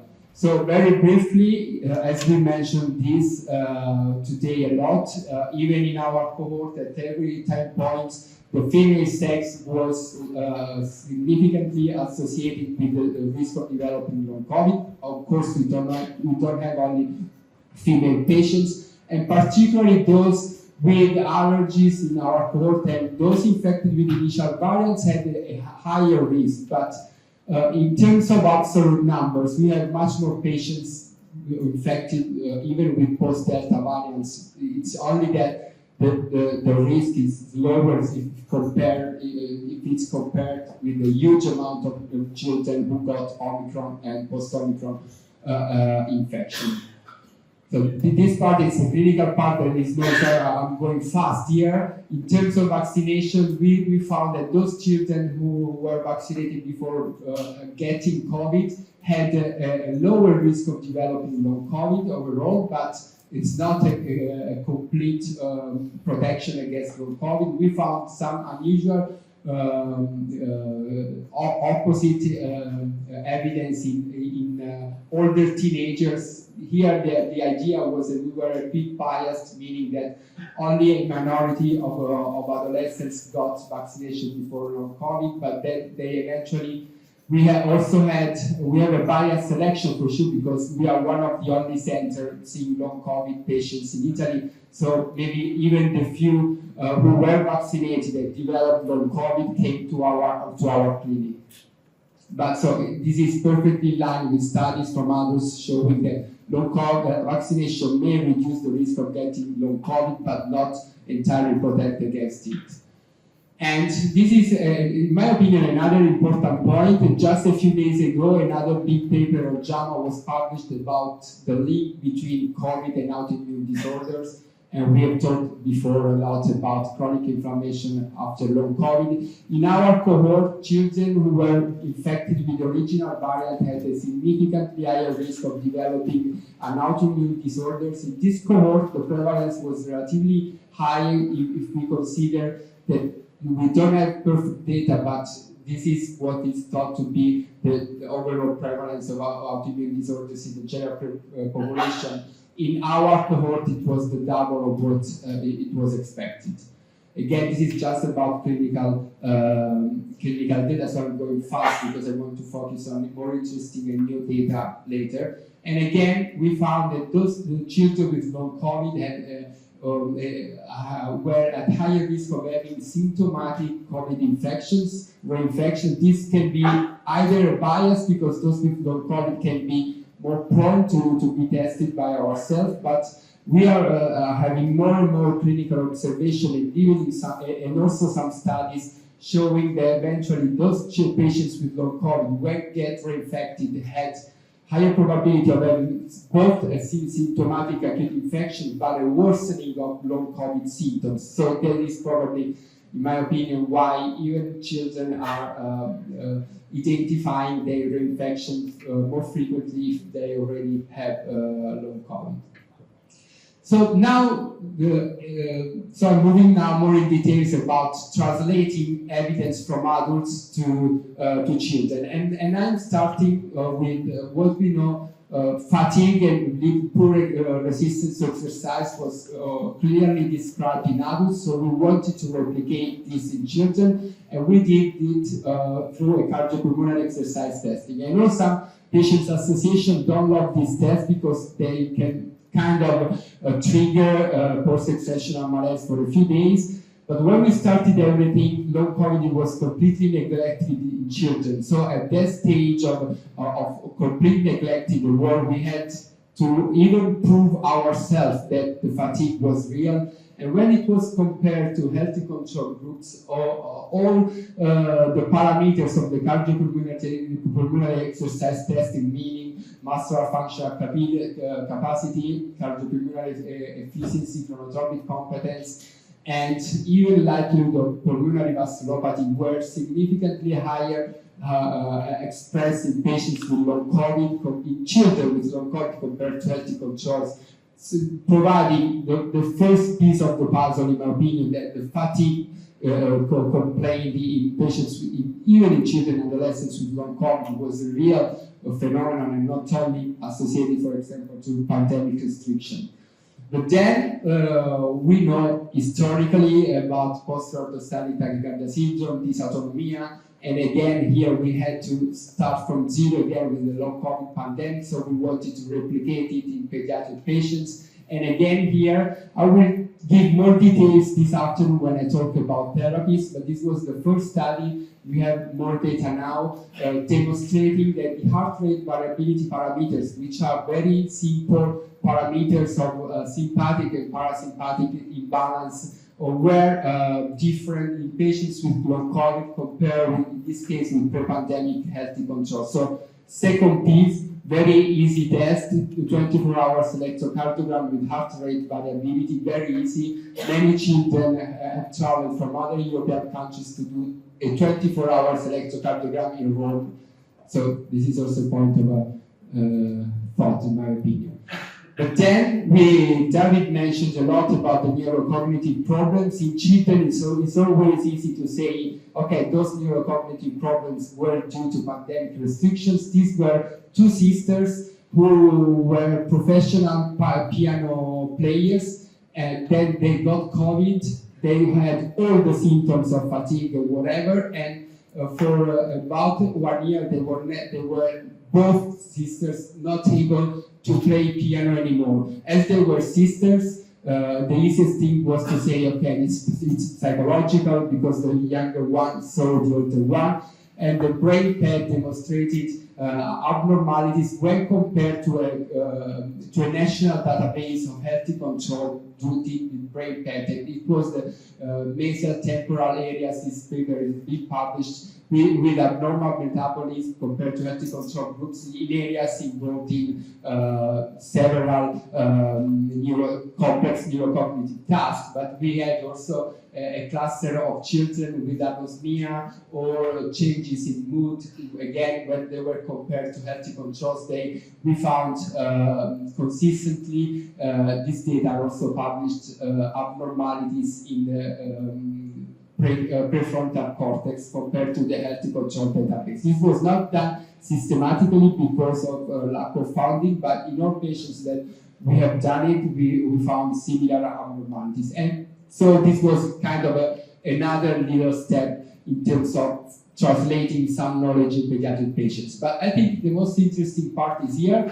This is a collaboration we did with Professor Palma of Bambino Gesù Children's Hospital. So the preliminary data of this collaboration has been done with Peter Brodin and published on Pediatric Infectious Disease Journal, but it was with a very small control group. So here I wanted to show you directly, as a matter of time, the newer, larger study we have done. So we collected blood samples from a group of more severe long COVID patients. And when I say long COVID, in terms of duration, I know that the cutoff is 3 months, but as I said, we start at 3 months, we do a workup to exclude other diagnoses, we have little resources, so it takes months. And so usually these patients are symptomatic for at least 6 months when they arrive in our clinic, but sometimes even more. And we compare with pre-pandemic healthy controls, acute COVID, and the famous multisystem inflammatory syndrome. So we eventually control the group for age and gender. So these are the actual numbers in this preliminary data, which the study is under review right now. Will probably be published in January. So it was relatively quite amazing, I would say, for myself, or even emotional, and this was what Paolo was referring. So if you see the different groups in terms of the principal components of the inflammatory panel only, actually the long COVID patients perfectly cluster very, very well compared, even better than many other groups. So the green are healthy, pre-pandemic healthy controls, so they cluster in a specific way in terms of inflammatory panels. The acute COVID cluster very well, but if you see actually the multisystem inflammatory syndrome, which again has been the most discussed disease in the world, actually cluster less well than long COVID patients. This is not surprising in my opinion, because some missing cases might have been initially wrongly classified, maybe they were Kawasaki disease or the classic pre-COVID hyperinflammatory syndrome, or sometimes severe acute COVID can be similar to BC, but eventually the long COVID patients were really those who cluster better each other, also meaning that we were probably recognizing them relatively well from a clinical perspective. Even when they were corrected in terms of distance from initial infection or age, again, the long COVID group in terms of, again, blood inflammatory markers were clustering very well. So these are some of the top proteins. I will briefly talk about a few of them that differentiated the groups, in particular the healthy control with long COVID, because it's unusual we have to compare long COVID with healthy controls, but this is the reason is long COVID patients are considered healthy patients from several doctors or family members most of the time. Okay, you are very unlucky. I'll try to be.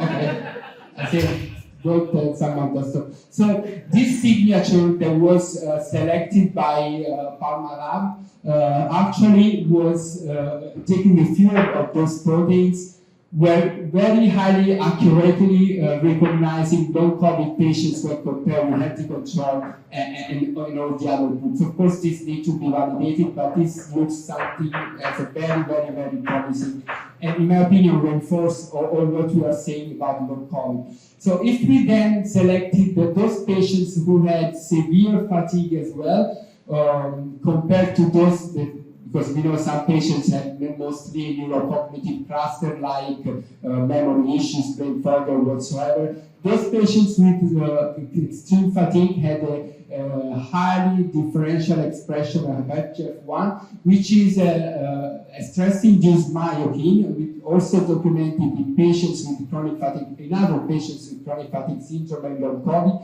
So again, perfectly in line with what we have from the other literature. But we have more, in our opinion. Just going briefly, the C6, CL8 is one of the most important chemokines implicated in activation of leukocytes, regulate endothelial cells, contribute to thromboinflammation, and we've seen how much endothelial inflammation is implicated in disease. Again, higher in non-COVID patients compared to the other groups, actually not with the VC. And this protein has been already documented as differentially expressed in several other non-COVID cohorts. Or these other, the CCL set, which was also differentially expressed in children with non-COVID, again has a role in activating chronic inflammation. And again, this was differentially expressed in patients with non-COVID.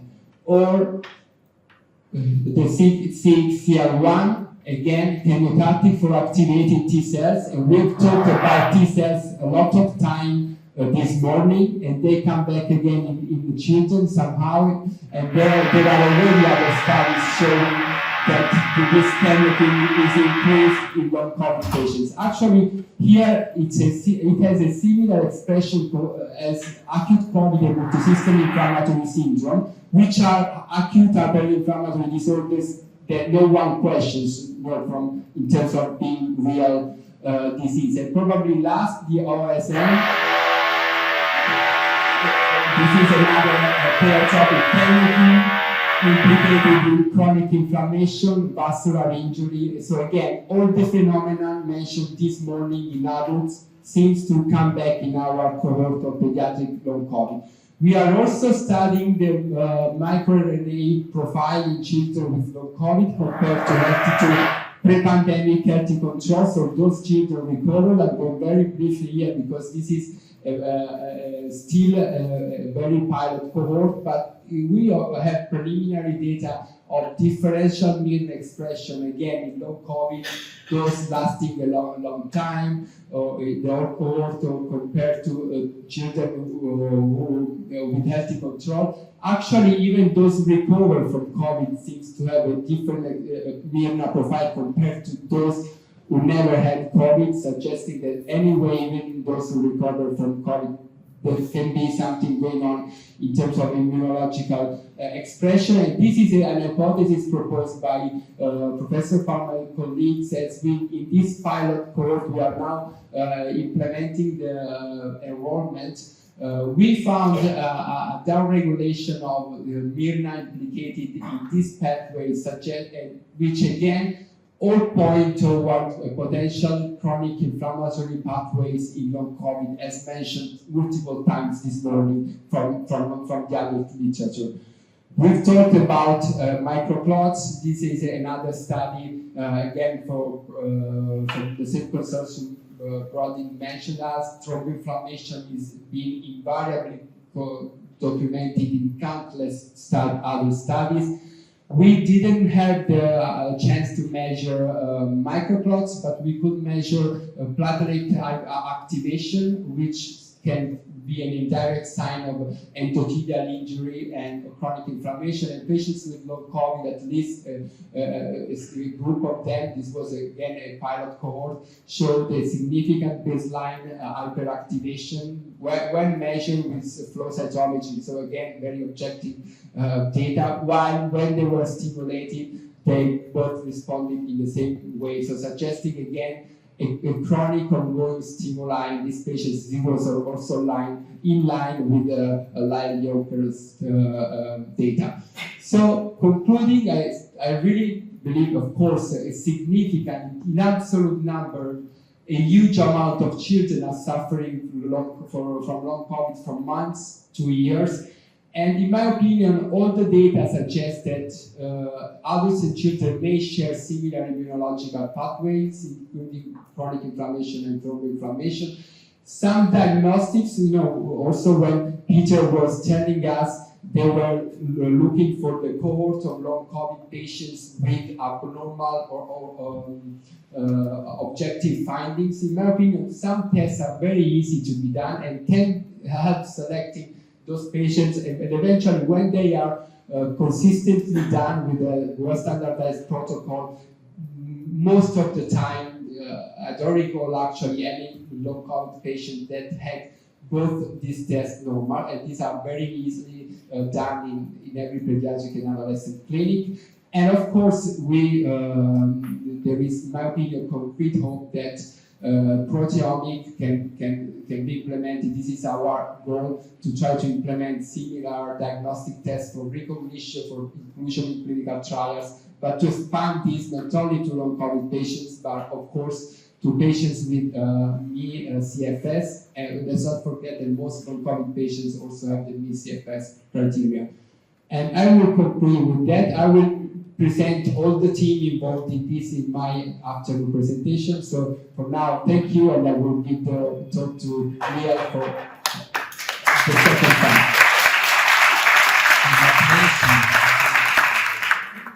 Leah? Questions now or afterwards? Yeah, okay. So it's my pleasure to introduce Leah, who is actually co-director of Massachusetts General Hospital, which is the Putrino Center. And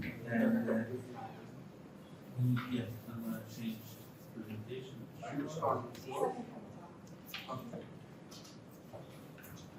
Okay.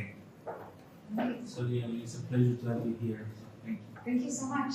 Thanks to Danilo for putting this conference together and inviting us all here. So I would say that, I did a search of how many long COVID studies there are in adults. There are tens of thousands. How many are there in kids? Handfuls, and half of them are from Danilo, and he's just been really a machine. So this is fantastic that you're really pushing things forward.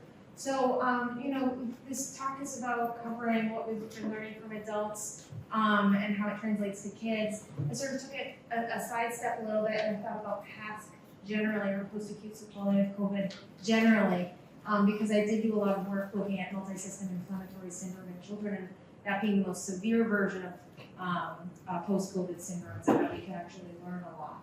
And so just to sort of give this visual, I think that for acute COVID, there's a very big difference in how children respond in that acute infection. Age is the greatest risk factor for death for some severe morbidity in the acute infection. Then after that, we learned that kids can develop this severe post-acute sequelae, MIS-C or PIMS. And then, and again, this was in children, so again, some stratification between adults and kids. And now we have long COVID, and there's still this misconception that there's a big difference in what we're seeing. And I actually don't think there's a big difference. I think the pathology seems to be similar based on the work that others have been doing and that we've been doing. And so, just something to keep in mind, and it's something that I think we need to press on, help inform clinicians about to keep an open mind for kids they suffer from long COVID too. Preach it in the choir. But to think about PASC, the spectrum of PASC. There's similarities between MIS-C and long COVID and the multi-system and organ involvement. MIS-C is a lot more severe. Kids have shock and myocarditis. But long COVID also has that endovascular phenotype with POTS, symptoms of lightheadedness, this and dizziness. There's GI symptoms involved, neurologic symptoms involved, and sort of general symptoms too. And so what we showed, and Peter kind of showed earlier, is that in MIS-C, after you've been exposed to the post-COVID syndrome infection, after you've been exposed to SARS-CoV-2, weeks to months later, you still have SARS-CoV-2 in your gut. And we showed that there was positive RNA in the stool. We showed that there's increased zonulin release in MIS-C, and that is a regulator of tight junctions in the gut. And so that signified that there was a breakdown of those tight junctions of a leaky gut. And we also showed that viral particles were leaking into the bloodstream, and we were detecting the spike protein in the bloodstream of these kids. And that correlated very strongly with this very inflammatory response. But what others have been showing over time, this data was shown earlier, is that many studies actually have shown that SARS-CoV-2 persists in the gut.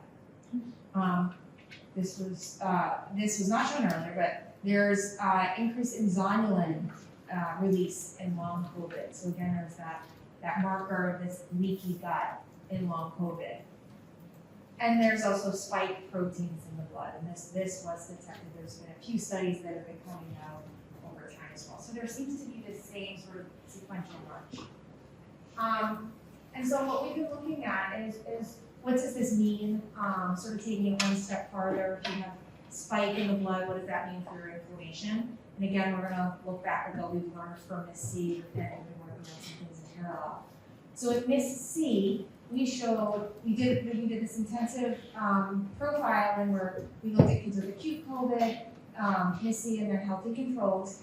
We really did some extensive profiling with their neutrophils. And we saw that when there's spike in the blood, spike forms immune complexes, and these immune complexes activate neutrophils to release NATs, or neutrophil extracellular traps, and also sets off this very inflammatory pathway.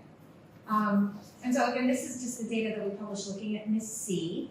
I'm going to show some videos in a second, but there's very elevated NETosis, or these extracellular traps.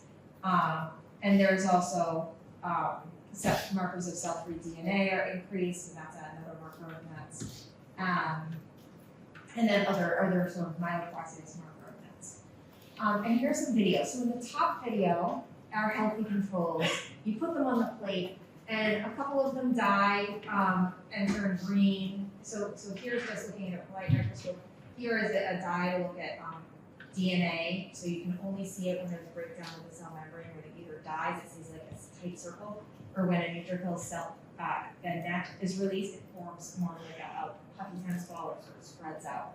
And then here's just the overlap. So there were 3 cells that died. They stayed nice, tight little cells, but they were just cells that really very little NETosis. And in the bottom, we're going to see just neutrophils from kids with MIS-C just put on a plate. We didn't stimulate them in any way. And you can see all of these start popping out, and they fade away because the DNA is spreading. And so marked difference between the two. And then we looked one step further and whether what was triggering this, and again, going back, it seems as though the antigen, so the spike in the blood, when it binds to antibodies, it forms immune complexes, and those stimulate NETs. And what we're seeing is we can artificially do this by adding plasma and spike and adding it to neutrophils. And but it's comparable to what we're seeing in MIS-C. We also could deplete the immune complexes by either IgA or IgG and see what's really driving this. And it was the IgA immune complexes that really seem to be driving MIS-C. So now we're doing this in long COVID, trying to understand the spectrum of inflammation. This is work in progress that hopefully we'll be submitting for review soon. But we have 21 kids with long COVID where we have fresh neutrophils for profiling.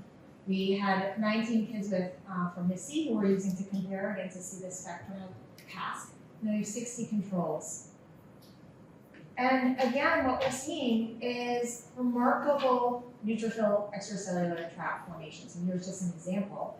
And you can see in this smaller cohort that the amount of, actually here's sort of two combined groups. We differentiated long COVID who are spike positive and spike negative. And they really have elevated neutrophil extracellular traps almost to the same degree as we're seeing in MIS-C. Pretty comparable actually. And same thing with the extracellular DNA. And so then we're thinking, well, maybe there's, the spike. It's a small percentage of people with long COVID. 20 to 40% based on different recent published numbers.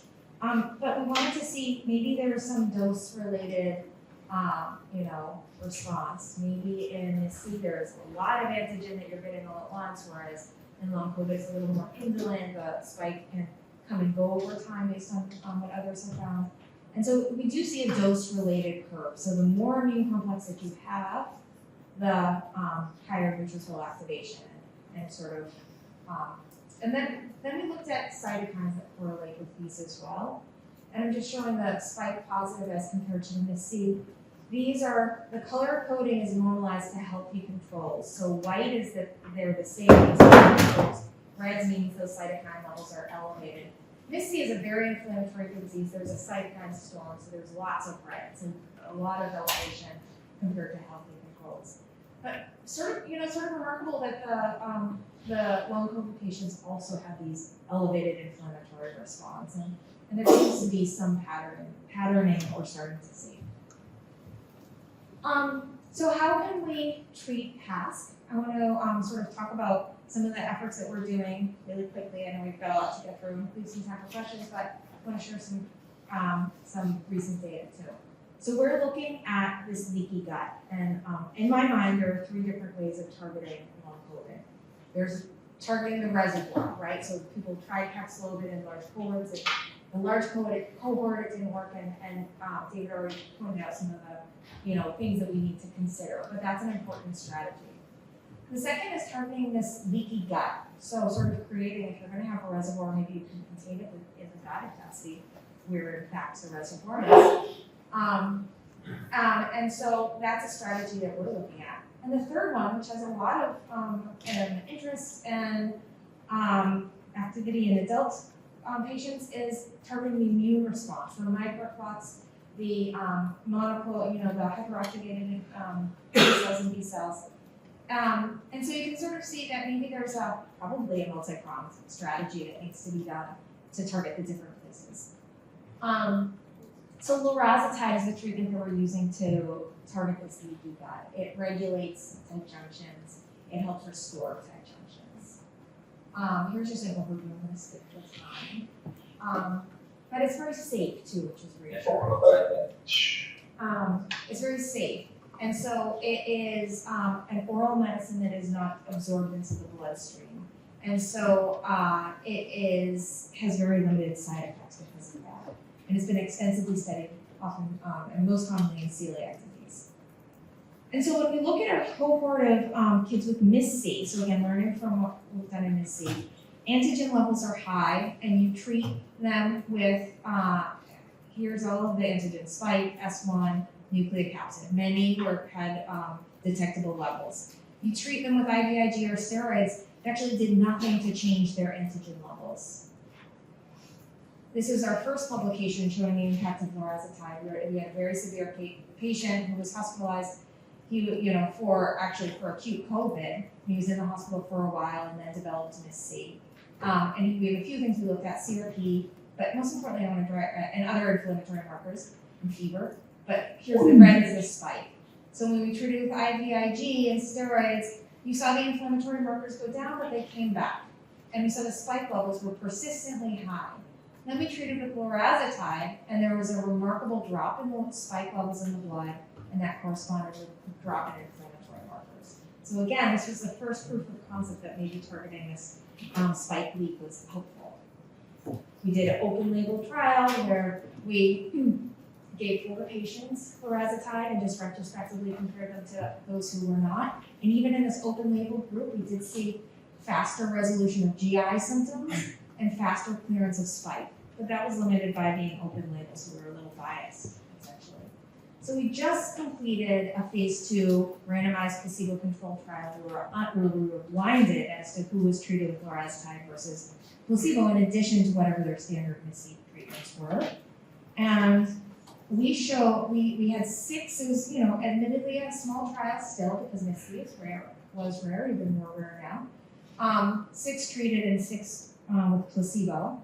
And we saw significant improvements. We met our primary endpoint, which was resolution of some GI symptoms. Up here, resolution of GI symptoms within the 3 weeks of the treatment that we had. And the people who were treated with lorazepam had significantly faster clearance of symptoms by day 7 and day 14, equaled out by day 21. We looked across all of the different types of GI symptoms. There was a significant improvement. And we asked the question in many different ways. And so it really reassured us that there was an improvement. And again, you can sort of see that the coloring is not great here, but it showed that there was clustering. And so again, reinforced that what we were seeing was real. We also looked at spike clearance over this time. And this is these are presented great, but here you can see the red, this is time to spike clearance in the blood. And those treated with lorazepam cleared the spike more quickly. And when we looked at each time point again, you saw significant clearance. And the placebo group, in fact, some of them didn't even fully clear the spike antigen by the end of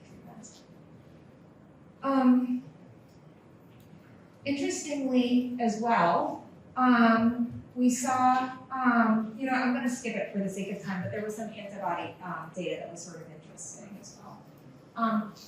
And importantly, they were improved functionally. So kids who are treated with lorazepam were able to return to their usual health and their usual activities faster. So this is all very encouraging. And now we're running this in long COVID. This is a study that is ongoing. We've expanded. It was initially just children, but we want to move the study faster. So we have expanded to individuals through age 50. The one caveat is because we are specifically looking for spike clearance and as a marker for improvement, people have to screen positive for spike in their blood. So as part of screening, we do look for spike. And then we treat in a 2-to-1 randomization ratio, and we are looking to see if people will improve over a 3-week course. And we have some different long COVID specific outcomes we're looking at. So in summary, I think there's a lot that we can learn from this C. I think we need to work harder to phenotype long COVID in children because there are parallels that we are seeing, and they need to really be highlighted more. And because there are these parallels, I think pediatric populations need to be included in clinical advances. And so there's no reason that treatments like rapamycin, IVIG can't be used in children. They're not novel therapies that are being used, and we know that there's similar pathology. So I would strongly encourage expansion of clinical trials to offer something to these kids. With that, I just want to say thank you.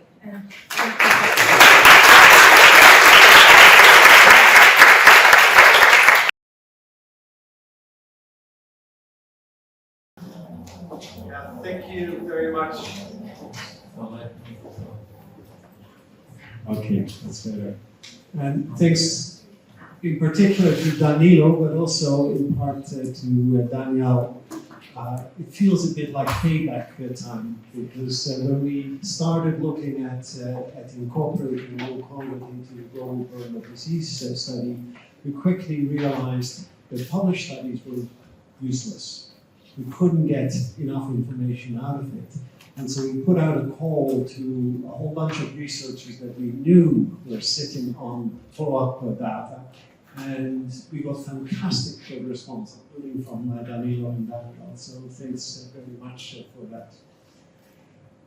So when we started this, it was under the principle of the global burden of disease that we want to quantify all sources of health loss globally.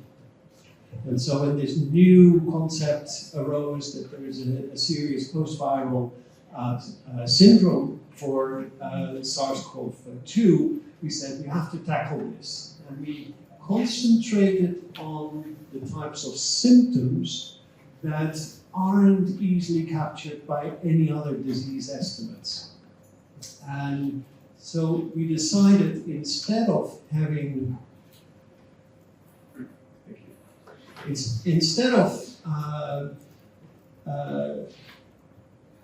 well, I've lost my train of thought here, but so we decided to concentrate on three symptom clusters that were very commonly reported in that emerging literature.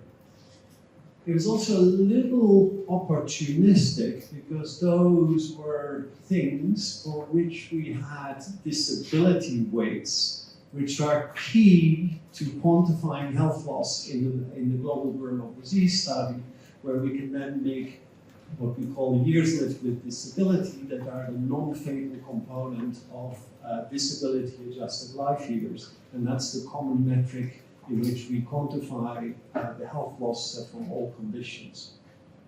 And so we chose symptom clusters around ongoing respiratory symptoms, shortness of breath being the key symptom. Then a cluster of fatigue with bodily pain and mood swings. And that's a consequence of disease that we previously were already quantifying post-Dengue, post-Zika, post-Ebola. And then there's a third cluster with cognitive symptoms like memory loss and problems with concentration.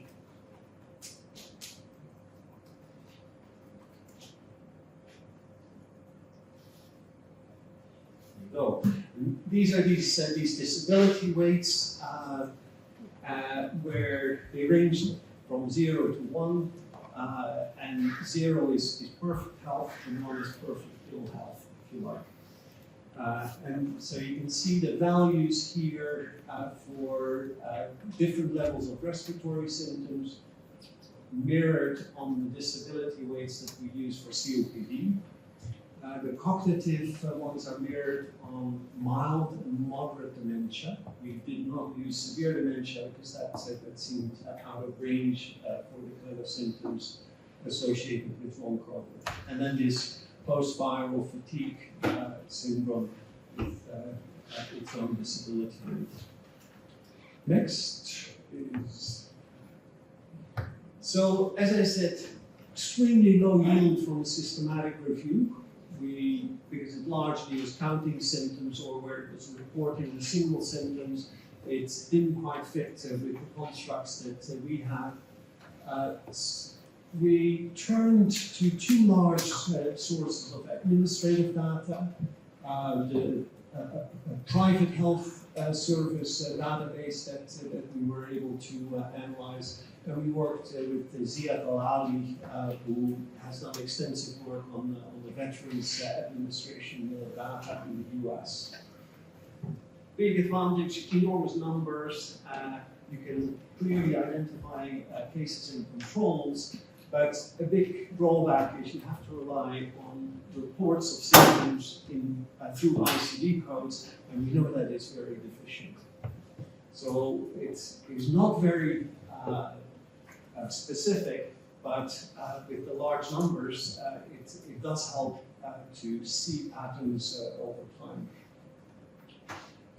But the mainstay was, as I mentioned, collaborating with people doing follow-up studies. And the way we did that was by taking all the instruments used in these cohorts, often very different, and trying to harmonize algorithms that would most closely approximate the construct that we were trying to quantify. And only 4 of these explicitly had questions for each of the symptoms. Yes, you're acknowledging now this level of fatigue, but how was it before you had SARS-CoV-2? And that's important because there's a big danger of overestimation in this field, because all these symptoms are extremely common in the general population. And so you need to look at the delta between people who had infection and people who did not. So this is the distribution that we found with the still limited information we had in 2021. And roughly it affected 1 in 10 women, 1 in 20 men, and 1 in 40 children, we said at the time. And here you can see the contribution of each of those clusters, and also how these clusters of the symptoms overlap in individual patients. An overall disability rate of 0.23. That probably doesn't say much to most of you, but that's relatively severe. That's as bad as inflammatory bowel disease, or severe neck pain, or complete deafness. So it's on average very considerable health loss. And you know, the poor individuals with overlap of all three clusters, that quickly multiplies to a very high level of disability. So we found at the time 145 million new cases in the first 2 years of the pandemic, 90% coming from non-hospitalized cases, so more mild community infections, a predominance of women, a ratio of almost 2 to 1, and at the time we said at 12 months post-infection, 15% of cases had not remitted. But that was a relatively bold statement because we only had one study going out 12 months at the time. So, in an update that we're about to finalize and that will slot into the Global Burden of Disease 2023 results, which are due to be published early next year. Many more studies, including studies specifically among children. A decent number of studies following up community infections. It's easier to study people after hospitalization, so there are more of those kind of studies. And importantly, a number of studies with longer follow-up, including a couple of studies with over 3 years of follow-up. Now, this is something very new that we only recently started looking at. These are the results of 7 studies that compared the risk of long COVID, no matter how they define it within a study, between variants. And the majority of these cases were PCR confirmed and sequenced so that they knew which variant had caused the infection. And what you see here is, even though these studies report very different levels of disease, can I point with this somehow? Anyway, you can see the green blobs at the bottom there. That's a Swedish study that relied on GP diagnoses. And so they have reported very low levels of long COVID. But we think that's probably quite an underestimate.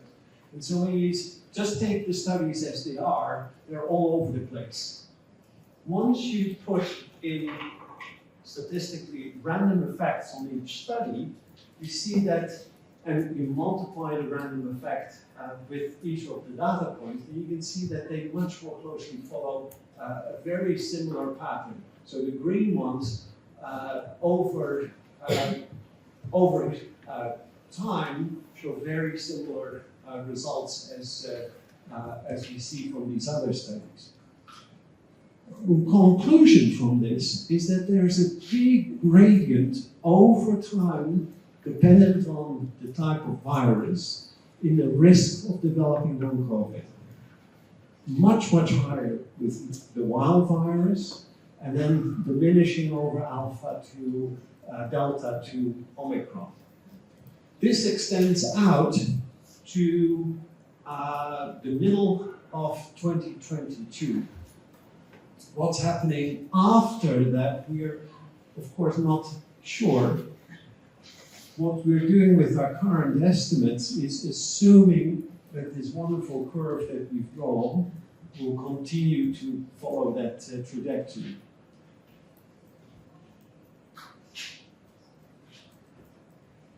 Then, so that was about the risk depending on when you pick up the SARS-CoV-2 and what variant was dominant at the time.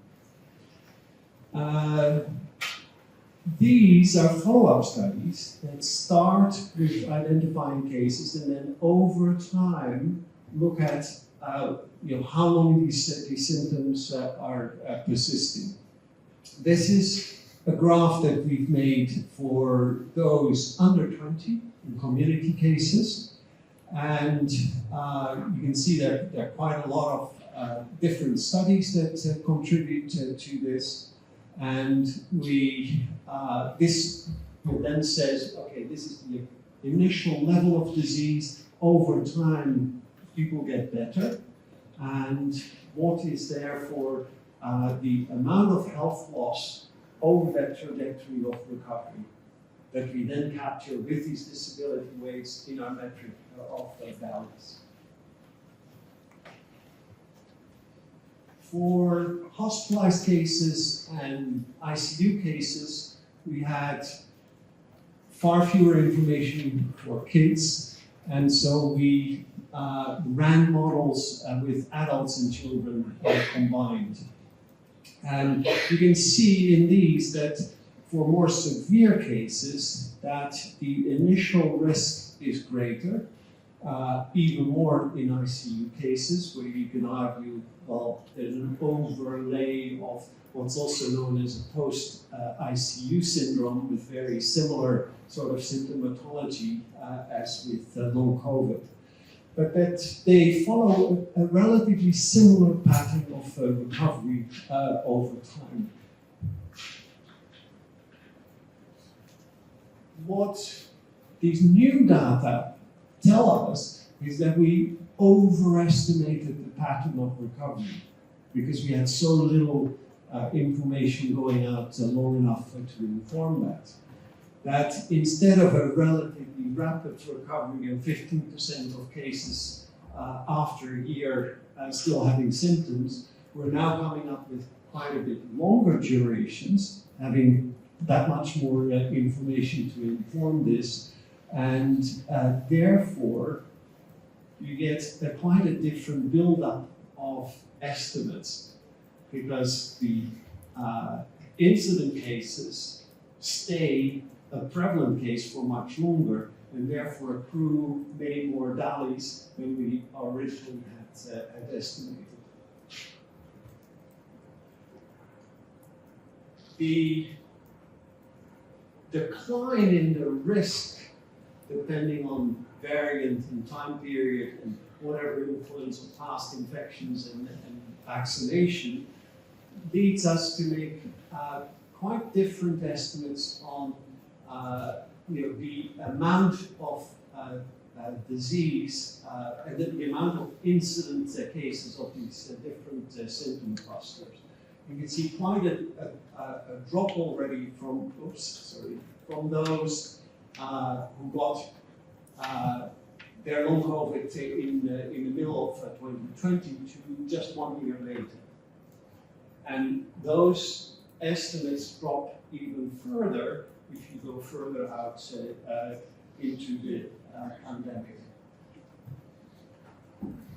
These are currently our estimates of the proportions who are still a case at 12 months. And you can see that it's more in the order of half of the cases not yet having recovered, or 40-50% not having recovered, as opposed to the more optimistic information that we put out earlier. What does it mean in terms of the total numbers globally that we estimate? And even though we have limited geographical spread, well, it's increasing of studies that have followed up people with long COVID symptoms, we do see that wherever people look at it, it is there. So it's not something that's restricted to the countries from which we've been able to use the data, we believe. And what you can see here is that, so the middle column is, if you like, the incidence of long COVID relative to our best estimate of the number of infections that have happened in each of those 5 years. And you can see a very large number of new cases because of that much higher risk with the wild virus that was circulating, and that's dropping down. And then if we extrapolate, you can see dropping down to very low levels that we expect in 2024, despite all these billions of infections in the world. But there's a delayed effect on prevalence. And so you see a big buildup of prevalence towards 2021, 2022. And then we're estimating that these numbers are coming down quite rapidly, but with a lot of uncertainty of, is this really what is going on, because we don't have enough information yet. Translating this into a ranking of causes of non-fatal health loss. Our number one cause of non-fatal health loss in the global burden of disease is low back pain. In 2021, we haven't yet fully calculated through to a ranking list. I suspect long COVID will rank very close, if not a little bit higher than low back pain. So very significant impact on the lives of people. But with, if we are right, a much more optimistic story about it having dropped in significance in terms of ranking against all other conditions in more recent years. These are the numbers for kids. Quite a bit smaller because of the lower risk we estimate in children relative to adults, and then again, men against women. But still, very significant numbers. But the same pattern where you see the greatest number of new cases in 2020, and then dropping quite precipitously if indeed we believe that our drawing of the curve continues to occur into 2023 and 2024. So compared to what we've published as part of our Global Burden of Disease 2021 results, we have now incorporated this notion of a much higher risk early on in the pandemic, when there were, and we also toned down on our estimates of the total number of infections, particularly in the first couple of years globally. However, because we're estimating a much longer duration, our estimates of valleys for long COVID are going to go up quite considerably. The average disability rate is pushed up a tiny little bit, but as I said, it is significant. And of course, this is an average, and someone who trained me during a Masters of Epidemiology said, you can have your head in an oven and your feet in the freezer, and on average you're all right. Well, here 0.23 on average master, there are quite a few people with much lower levels of disability, but also a considerable number of people who are really, really out of whack.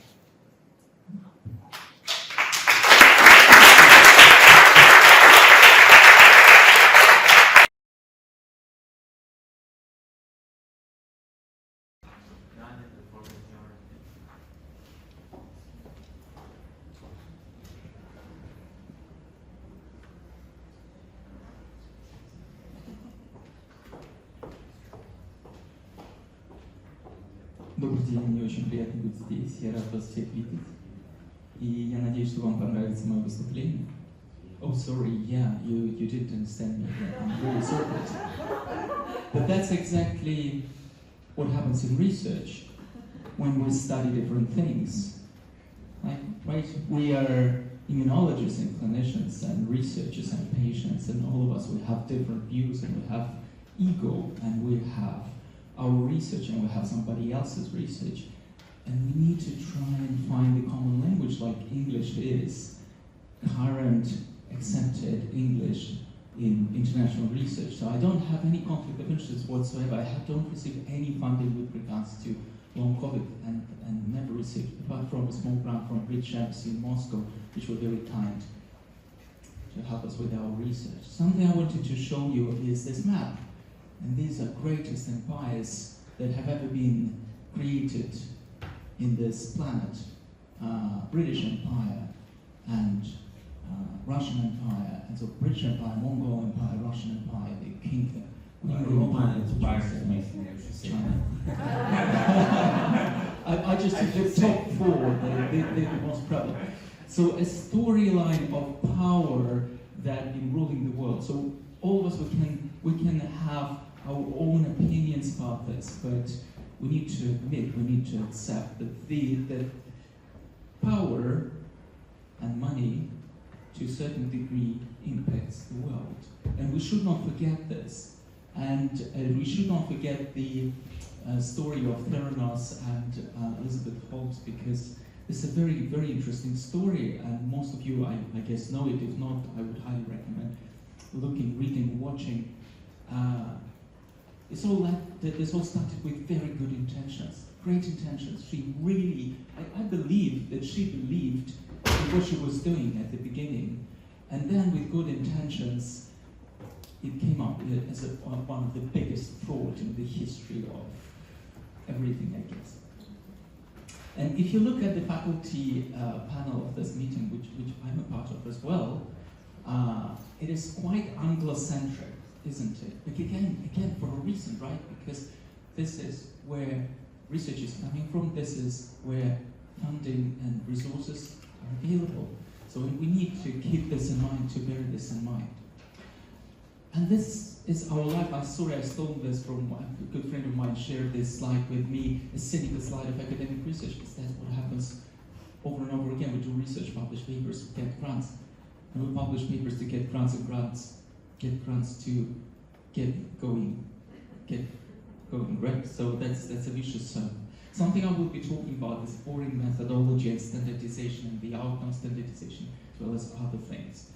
I would like to begin with long COVID. This term, as you know, has been invented by the patient community, which is wonderful, and that's great, and it's an important step, and this is one of these great examples when we see that the patient community really drove us where we are now, because we're here now today because of Danilo and because of our patient colleagues that invented the terminology and brought attention to the problem.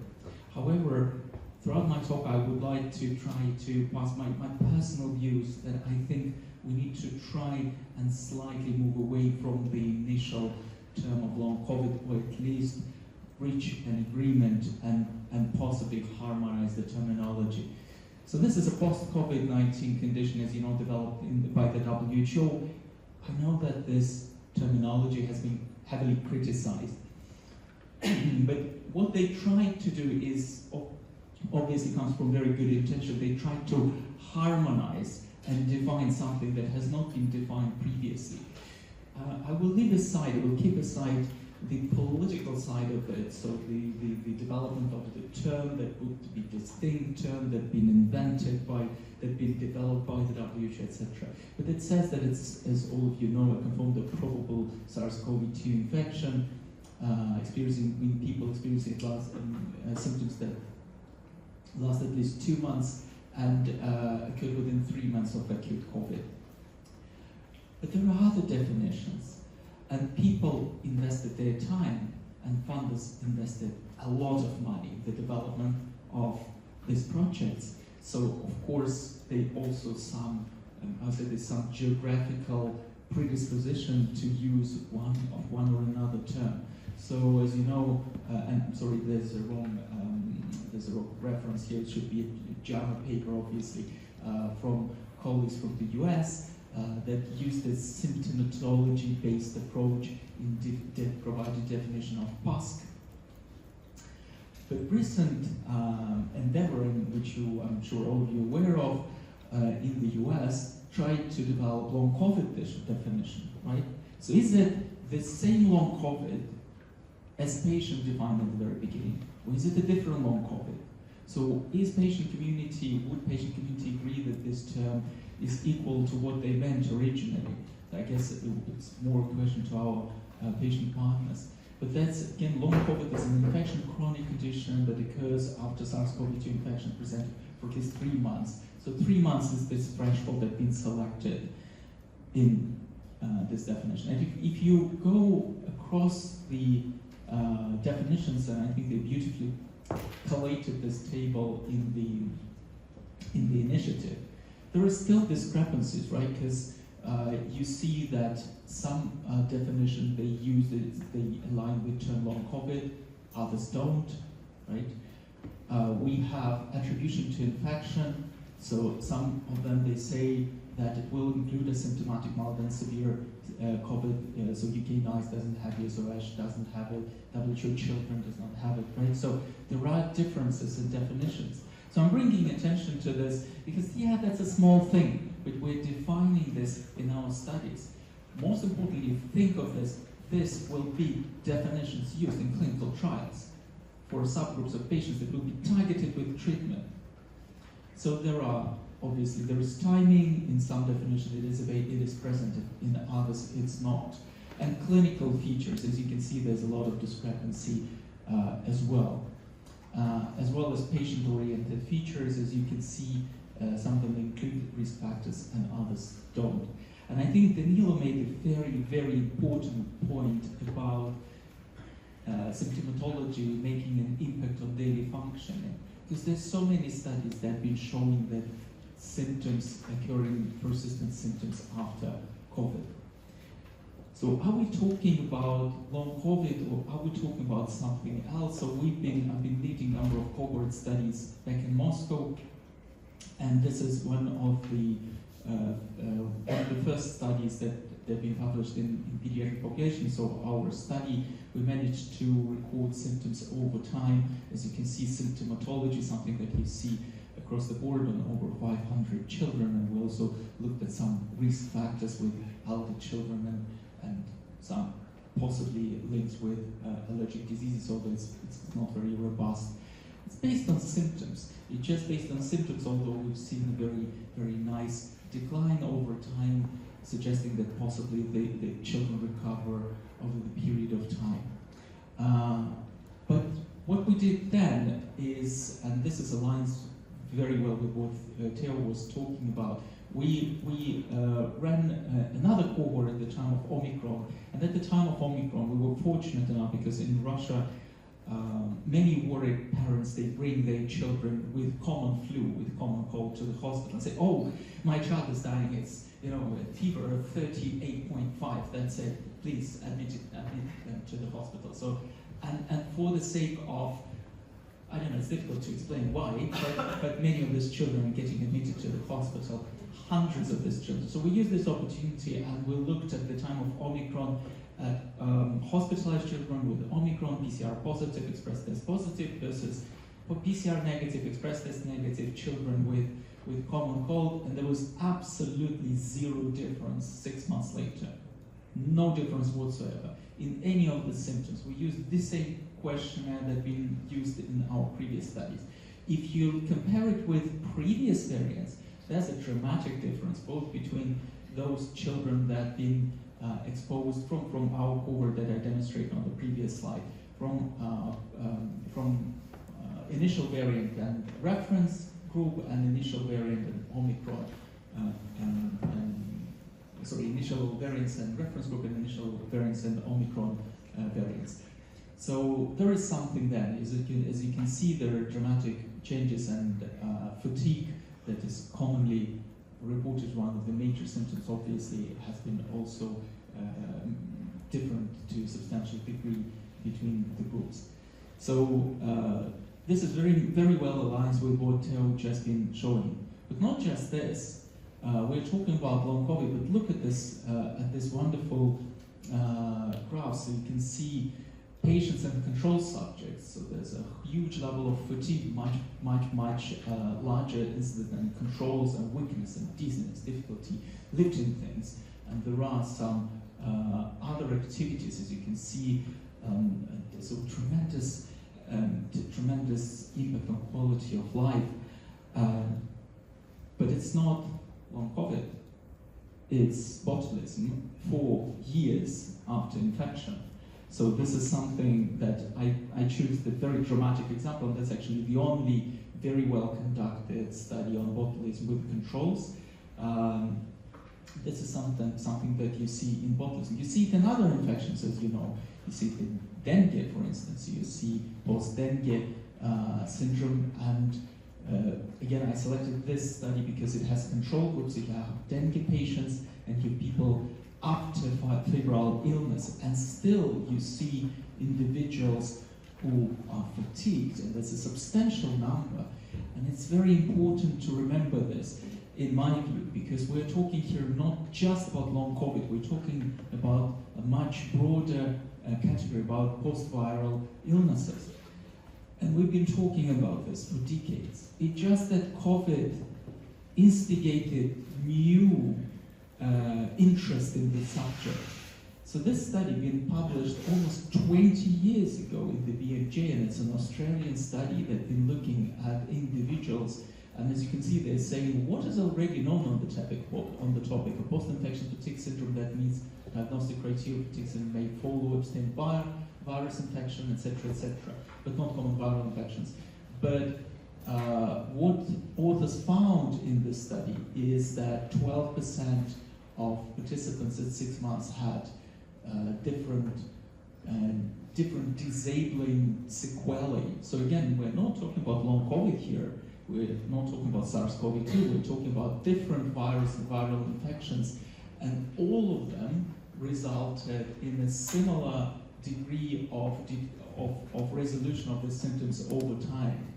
And even earlier than that, in 1988, in 1994, there were studies that were on post-fatigue syndrome, post-viral fatigue syndrome, so colleagues were trying to bring this attention for years to the problem. I think it was beautifully summarized in this paper from Akiko Iwasaki lab, where they outlined a large number of different post-viral conditions, post-Ebola syndrome, post-chikungunya, acute fever fatigue syndrome. This is very well known. So maybe there's a time, maybe it's a time for us to try and bring efforts together to study not just long COVID, but to study post-viral illnesses. And this is important because when we're looking, I already mentioned clinical trials. When we're moving to the clinical trials, we're looking at the outcomes, at the endpoints that we need to address.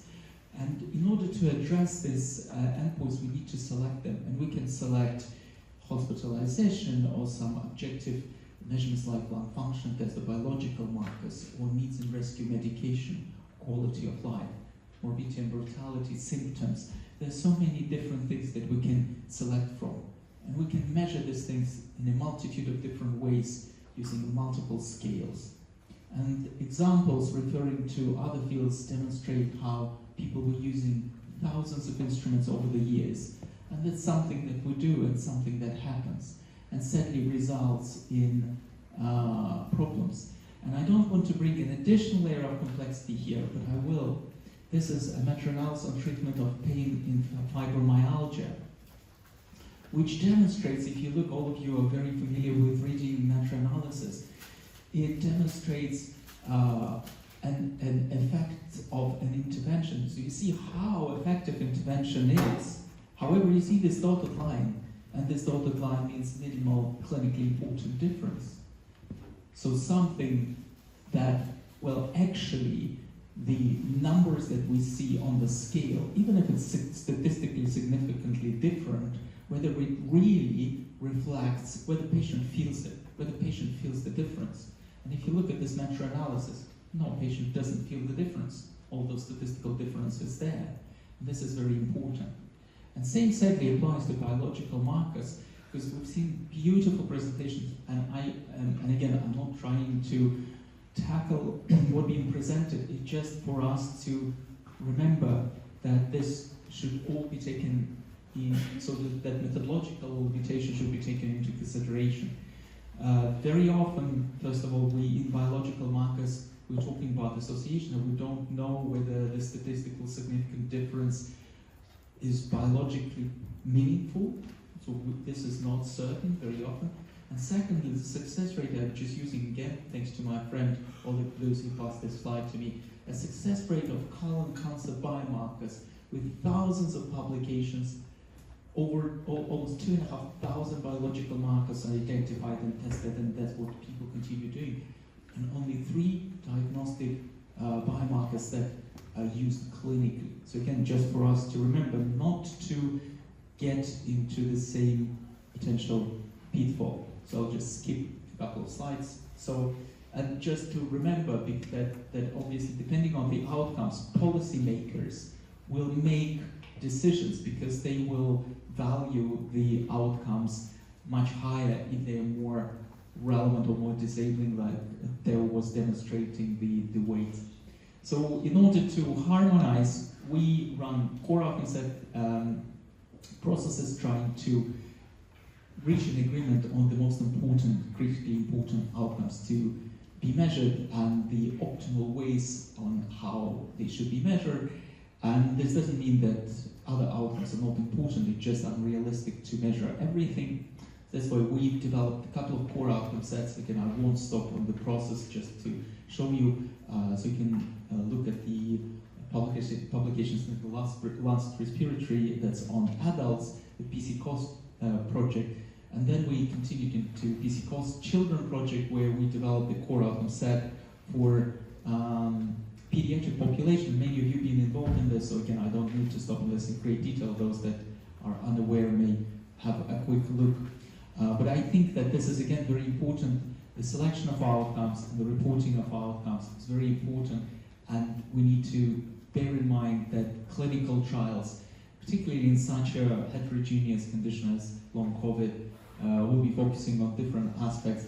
So it's important to measure outcomes in a similar fashion using similar instruments, because otherwise we'll get up into a nightmare situation where we can't compare the data. So in the last thing I just wanted to, again, because this is more, as you can see, talk about just trying to bring attention to methodological problems. It's all due to our perception. Many things are due to our perception. Same applies to data analysis. So if you look at this picture, some of you may see a lady who's kneeling and praying, and others may see men with mustache and beard, right? Possibly some of you see both, I don't know, maybe some of you see both. So same applies to data. People see data differently. As you can see, people see outcomes different. People see pathology different. Everything can be seen different. And there was a couple of beautiful publications, one of them being published about 10 years ago. What colleagues from Germany did, they provided 29 research teams with the same data set, just I'd like to reiterate, the same data set that had data on football players from around European leagues. And they posed a question, could you please test a hypothesis whether a skin color of a football player is associated with the risk of getting a red card? And as you can see, they got dramatically different results. Some more similar, others very different. The same data set, we're talking about prevalence, and Theo was reflecting on the heterogeneity of the data and problems with the data. Here we're talking about the same data set, they all had the same data set and they came to different conclusions. And you will tell me, Daniel, it's not relevant, it's just football, who cares? Well, I do care, I like football. But I can give you an example. The paper that had been published in Nature just a few years ago, which is very relevant to us on the medical data sets of neuroimaging. So they looked at the variability of neuroimaging results across different analysis pipelines. So they provided the same MRI data set to independent analysis groups globally and requested to test 9 predefined hypotheses. So again, this data set is publicly available if you're interested. And again, cautious of time, I'll just skip to the next slide. Very similar to the previous results, as you can see in football players. Football players, MRI, it doesn't matter, it's the data. So people analyze differently. Something that I was particularly impressed with is that, as you can see, that there was a significant variability, and the tests, the approaches were very different, that the analytical choices significantly affected results. And this line, I think, is the most important. Analysis pipelines were highly individualized, with no two teams using identical workflows. Right? So we have heterogeneity in the terminology, we have heterogeneity in the outcome selection, as well as statistical analysis. So I hope that it was useful, and I think that the take-home messages, at least how I see this, is that there are still several different definitions that we need to find a way to reach an agreement, because I still review papers and I see that people define long COVID in thousands of different ways, although they call this long COVID. We need to develop possibly a classification of post-viral sequelae to try to bring it together, make it more robust, refined, and harmonized. And the overarching research of post-viral sequelae is really urgently needed, because we compare people with long COVID, very selected population that end up in the hospital with healthy controls, but not with people, mainly, I'm talking, there are some exceptions, obviously, there are wonderful publications where they compared with other post-viral infection sufferers, but we need more of this, because there's still people studying post-dengue, long COVID, and post-other viral syndromes quite separated, so we need to bring them together. And outcome conversation, obviously, unification of terminology is required, and I think that guidance on a more unified approach to data analysis may also be helpful. We're kicking off a study very similar to what I just showed you, with one data set and many analysts, and Danilo and parents have already kindly agreed to participate, and if any of you are interested, please join us in this process. So yeah, I'm sorry if I went slightly over the time.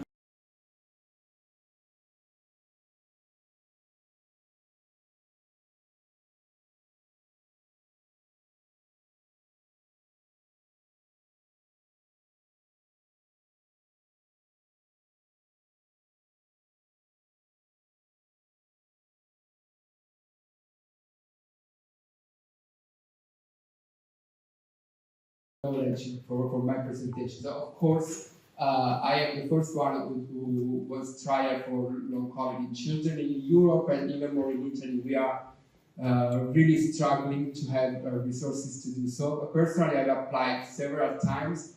The last time, I'm saying that because maybe some of you might be called as a reviewer for my last application, so I clearly tell you. So I applied 1 month ago to the ERC starting grant for a trial, including also anticoagulants. So in case you receive this application, maybe you can know what to say. Okay. Clearly, so one is spending, one more we are presenting, and the other thing, you heard that, but I want to stress this again, because the actual paper, the list of symptoms in papers, do not fully provide a picture of what is a typical child with long COVID. Is really, literally desperately ill, and as such as the family. This is just one of the several one. He was perfectly fit, Nicola, 14 years old, one of the best at school. Got COVID the second time during Omicron this time. So again, I want to stress that compared to original variants, the risk can be lower. But if you consider the large number of the denominators, still people are still having a long COVID, even with reinfection. So at 14 years of age, from a perfectly super active life, he was a football player. He was playing on the side, so one of those players running most. And since then, he was not able to finish without being tired and destroying one floor of stairs. So he left sport.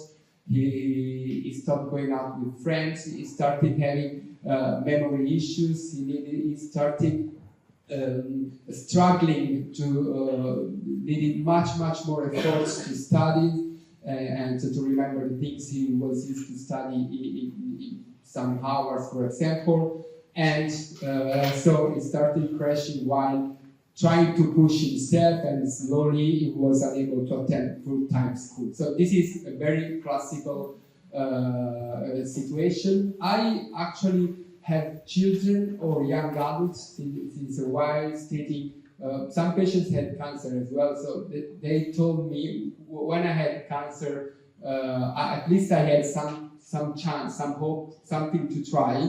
And we had, I think each of us, young people that either literally took their own life. Some patients also suicided here in this hospital, and we are only after some doctors recognized that were perfectly healthy, got COVID, got depression, and took their own lives. And other young adolescents as well, thinking about, or at least having some of these thoughts. So, of course, here there is a very difficult question. So, wait and see, or let's see what we can do according to the latest literature. So, this was the question we asked ourselves, initially independently from what were the chances to prescribe or not in our setting. So initially we said, okay, let's follow these children and let's see what the literature will tell us month by month, for example. This is, I think, another misunderstanding applied in long COVID. You know, the do not harm from like 3,000 or more years ago.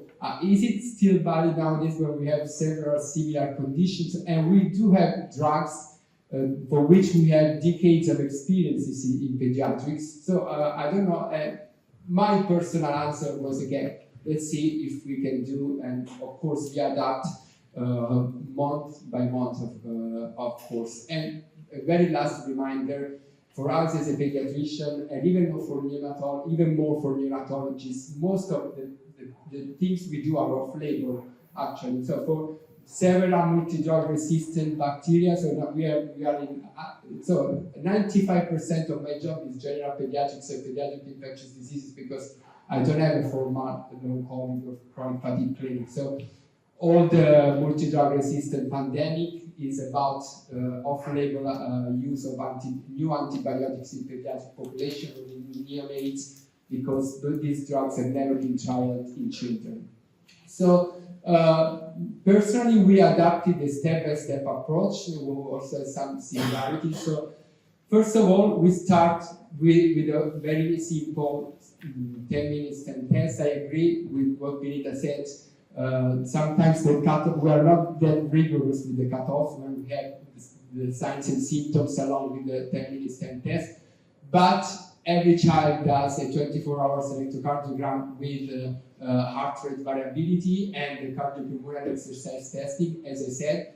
The stent test is quite obvious, but in my opinion, a simple 24-hour electrocardiogram is even simpler. So this is, for example, a child admitted in the hospital. They cannot go to the bar, for example. So they can just stand up, go into the toilet, and maybe walking some meters along the ward. So, and you can see how the heart rate drops up and high, with very minimal efforts. It's like recording multiple stem tests during some hours. So this is really a mandatory test, and children literally come from several countries in Europe to Rome to do this test, which is maybe 20 euros test. So how do we treat them? The ivabradine, no, I don't want to say anything about ivabradine, but it's more a kind of parasympathetic-like activity, and we do have some responders and some non-responders. Probably we are understanding with the 24 hours, with the heart rate variability, why some children respond or not to the ivabradine. So as I said in our previous study, we demonstrated differences in heart rate variability in long-COVID patients and healthy control. But now we have moved a bit forward, and we are trying to understand those who respond or not to ivabradine, because we have some heart rate variability domains that are typical of parasympathetic tone and other of sympathetic tone. Very briefly, I want to show you that, for example, those patients having an imbalance, there are some patients having an imbalance toward a sympathetic tone. Now we are understanding from our heart rate variability studies, and some other patients that conversely in the heart rate variability sub-analysis have already a dysautonomia toward the parasympathetic tone. So this is probably, we have some patients that are responding to ivabradine, and some patients that are not responding to ivabradine. And the interesting thing was that those patients responders to ivabradine therapy had all of them an imbalance towards a sympathetic tone. So initially, when we treated, we gave ivabradine along the other non-pharmacological interventions to everyone. But now, most probably, we will try to personalize more the ivabradine approach. So this is literally the basic first line thing we do to all patients with low colic. And if they have the criteria for, as we were saying, not only POTS, the rigorous POTS, but the spectrum of orthostatic intolerance. We, along with non-pharmacological interventions, we use ivabradine to almost all the patients. Literally, much more than half of the patients have it. We use a dosage that goes from 2.5 to 7.5 twice a day. And we use it in the morning as soon as they wake up, and then in the afternoon, because initially we were prescribing morning and evening, but children don't need it before going to bed, because when they go to bed already rest, the heart rate goes down. And I learned from an Australian doctor that it's better to give 8 hours after the first dose when they are still in the middle of activities in the afternoon. The second step usually comes simultaneously with the first step, and what we do to all our patients, of course, okay, many patients have chronic headache, chronic pains, insomnia, so these neurological symptoms. Some may also be related, associated to dysautonomia, but anyway, in this case, we anyway do an MRI to exclude like cancers, for example, EEG, electromyography, and the pseudoscan as an indirect sign, non-invasive sign of small fiber neuropathy. So these patients, when they had chronic headache or these chronic pains in our clinic before the pandemic, or when these symptoms are not associated to COVID, our neurologists were always treating these patients with gabapentin. Gabapentin is historically known as an anti-epileptic drug, but has several different effects. It's used for several neuropathies, also have effects on mood, and we know that these children obviously have an impact on mood because they were having a perfectly normal life, and then they are not doing anything else at 12, 14, 15 years of age. This medication is always used in this condition when it is not related to COVID. When it was about COVID, doctors keep saying to patients it's due to the pandemic, lockdown, while if you go to the neurologist, they don't tell it's related to COVID. In our culture, most of these patients were receiving gabapentin. So we use a lot in all children who has chronic pain, chronic headache, and chronic headache can have a significant impact on daily life, of course.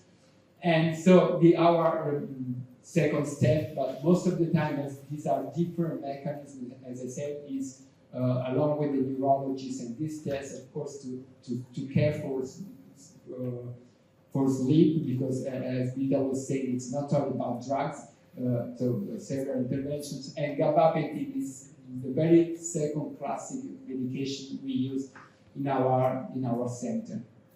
Then, as I was saying, so the step up, we do the step up every some months to see how patients respond to these therapies. And as I said, even this morning, usually we start the step one, first of all, only in the very severe cases, so not those children that have some fatigue after 3 months, but usually they are patients that arrived in our attention after being 2 or even 3 years with those severe symptoms. So I'm really talking about the most severe spectrum.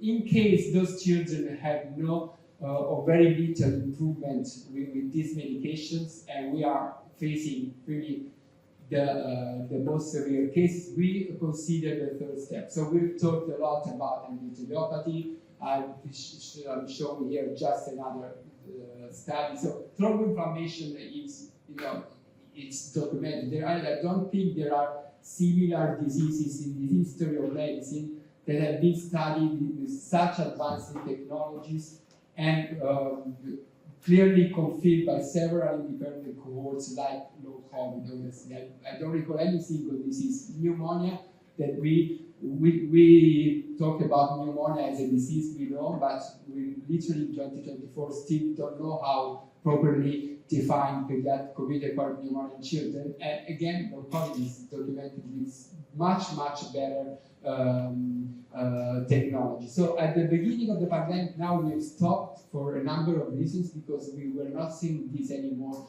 with Omicron. We were using the lung perfusion studies, which were also used in adults, to have something to justify ourselves to use anticoagulation in case we found hypoperfusion in one or in some areas of the lung in these children, using this as kind of an indirect sign of endothelial dysfunction, and also thinking that if this was going on in the lung microcirculation, this might be happening also in other tissues on the body. And what we do something different in compared to what Vida told us, because we here again taper our approach. Our first choice after discussing with our coagulation specialist was to focus on enoxaparin, or the now oral derivative rivaroxaban, because they not only are anticoagulants, but we have tens of studies showing that enoxaparin has clear anti-inflammatory and antioxidant effects even on the endothelial level. So our hypothesis was that the platelet activation in the microclots are probably triggered by chronic inflammation and endothelial inflammation. So to be cautious, we said, okay, try to target the endothelial level, which will in turn trigger the infection. So we start with enoxaparin at a prophylactic dose, again not at anticoagulation dose, meaning half the dose of the classic.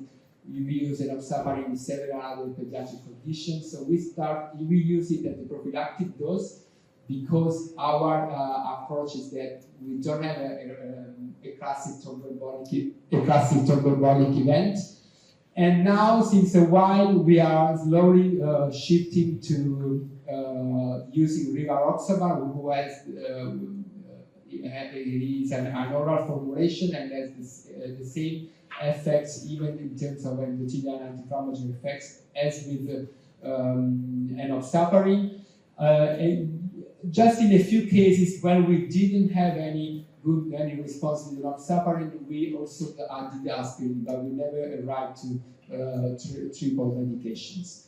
The other step, we do have, my feeling is that actually with Omicron and post-Omicron waves, we are having more neurocognitive symptoms, more similarly to adults, but this is only my personal experience. And in my opinion, the brain fog, the memory issues are those that are the most difficult symptoms to be treated in my experiences. So in case children do not respond to the first 3 steps, again, we said, let's see what the literature tells us. These are 3 studies that actually replicated each other, what David Putrino was telling us this morning. So basically 3 studies who took antibodies from long COVID patients with neurological, neuropsychiatric symptoms, putting them 2 studies to mice, and in another study with a muscle prototype, and in all 3 studies they replicated the adult symptoms to mice, and in the other model, in this model here, antibodies put on a muscle prototype generated inflammation in this muscle prototype. So it's clear there is something about antibodies or something in the sera of this patient. So again, what is the easiest thing to do for me as a pediatrician? There are, of course, biological agents that who clearly trigger the immune system and antibodies or whatever, but these are too difficult, of course, to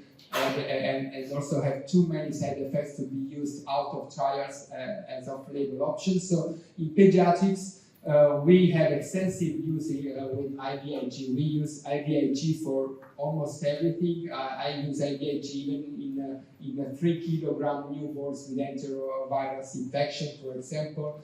In my opinion, they are very, very safe. They can have some side effects, but literally we use from Kawasaki disease, idiopathic inflammatory syndrome, multisystem inflammatory syndrome. So again, in the most severe cases, not responding to the first 3 steps, so meaning you start after 2 years of symptoms, we try everything for 1 year, nothing yet, we try monthly infusion. There are some little trials as well in the CFS, so David told us some patients respond, some not, but I'm showing the general step. And of course, if this also doesn't work, the next step is only a trial, we stop and we don't move forward. We talked a lot about T cells. This is one of my favorite studies of the long COVID pandemic. T cell infiltration has been demonstrated in several body tissues and sanctuaries. So this is again not a theory, something proven. And I'm really as well optimistic that some biological agents who can target both antibodies, antibodies, and T cells can be really promising, but this will only be about trials.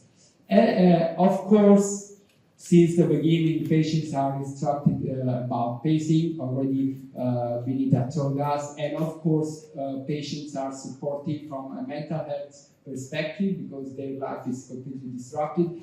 But we also try to inform schools, but many times even the family to recognize the disease because it's not even obvious from parents, mostly from fathers to recognize the disease as real. This is also why I wrote the book, literally for parents and families and school teachers. So as even in our experience, most children actually do quite well. We have several, I'll show you something later, several good experiences. I don't know if compared to adults, it's because we start earlier or literally I don't know why, or because we use more medications, I don't know.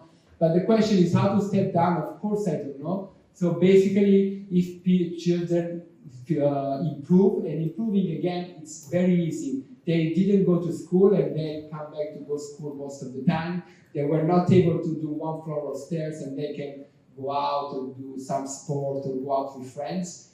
So if they provide this sort of self-reported improvements, we actually also monitor with cardioverter exercise testing and 24 hours electrocardiogram. and most of the time, I will show maybe some picture later. If they also these objective measures are improved, we reduce from the most difficult medications as going back, which is of course starting from the anticoagulation, and we reduce the doses, then we remove. Again, if symptoms remain, if the patients remain feeling well, we recheck we under the lighter medical treatment, the objective measures, if okay, remove like that. So this is a process again that may take several months. This is just one of the examples.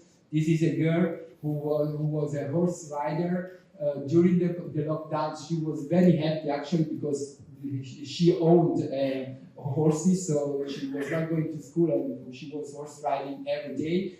Again, developed COVID actually when schools reopened, and she was said, okay, it's psychological because of the lockdowns, but she said, no, I was super happy going riding my horses. Anyway, eventually we treated, as you saw, the cardiopulmonary exercise testing. She was not able to finish the effort, had indirect parameters of pulmonary hypertension, and then with the treatment, she was all the parameters improved, and eventually she was even able to tolerate to conclude the test with a stronger protocol, as you can see.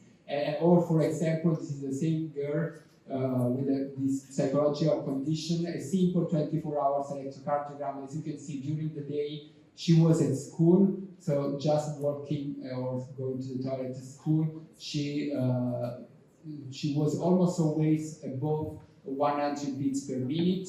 So we simply treated with non-pharmacological interventions with Brodin. So here you can see the cutoff was 175, so the highest cutoff was 150. The heart rate is much more regular on a lower basic level. Okay, it's better, so we reduce the dose of Brodin, and this is how we go on. Of course, there are many colleagues working with us doing this all. The only problem is each of us is doing anything else for 95% of the time, so it's our extra time. We do the long COVID patients because we are, for example, as pediatricians, and so we have to go to the emergency department several times a month. And there are several patients, of course, that are gaining a new life. This was the horse rider who started having a new life. This is my first patient from France who was able to do literally nothing and now was going out with friends. But I want to conclude because it was kind of a surprise. I received this letter just this morning from a patient again from France. The mother actually brought this to me this morning. I didn't expect. So, hi, Dr. Buonsenso. I swear I tell my patients to call me Danilo, but she wrote Dr. Buonsenso. I'm feeling better since the treatment. I know you have helped many children like me, and I want to thank you. I can do more things now than the last 3 years. And I feel less tired. So 3 years when we started everything. Recently I went to Disneyland with my family. It would have been impossible a few months ago. Thanks for what you do. So, and that's it.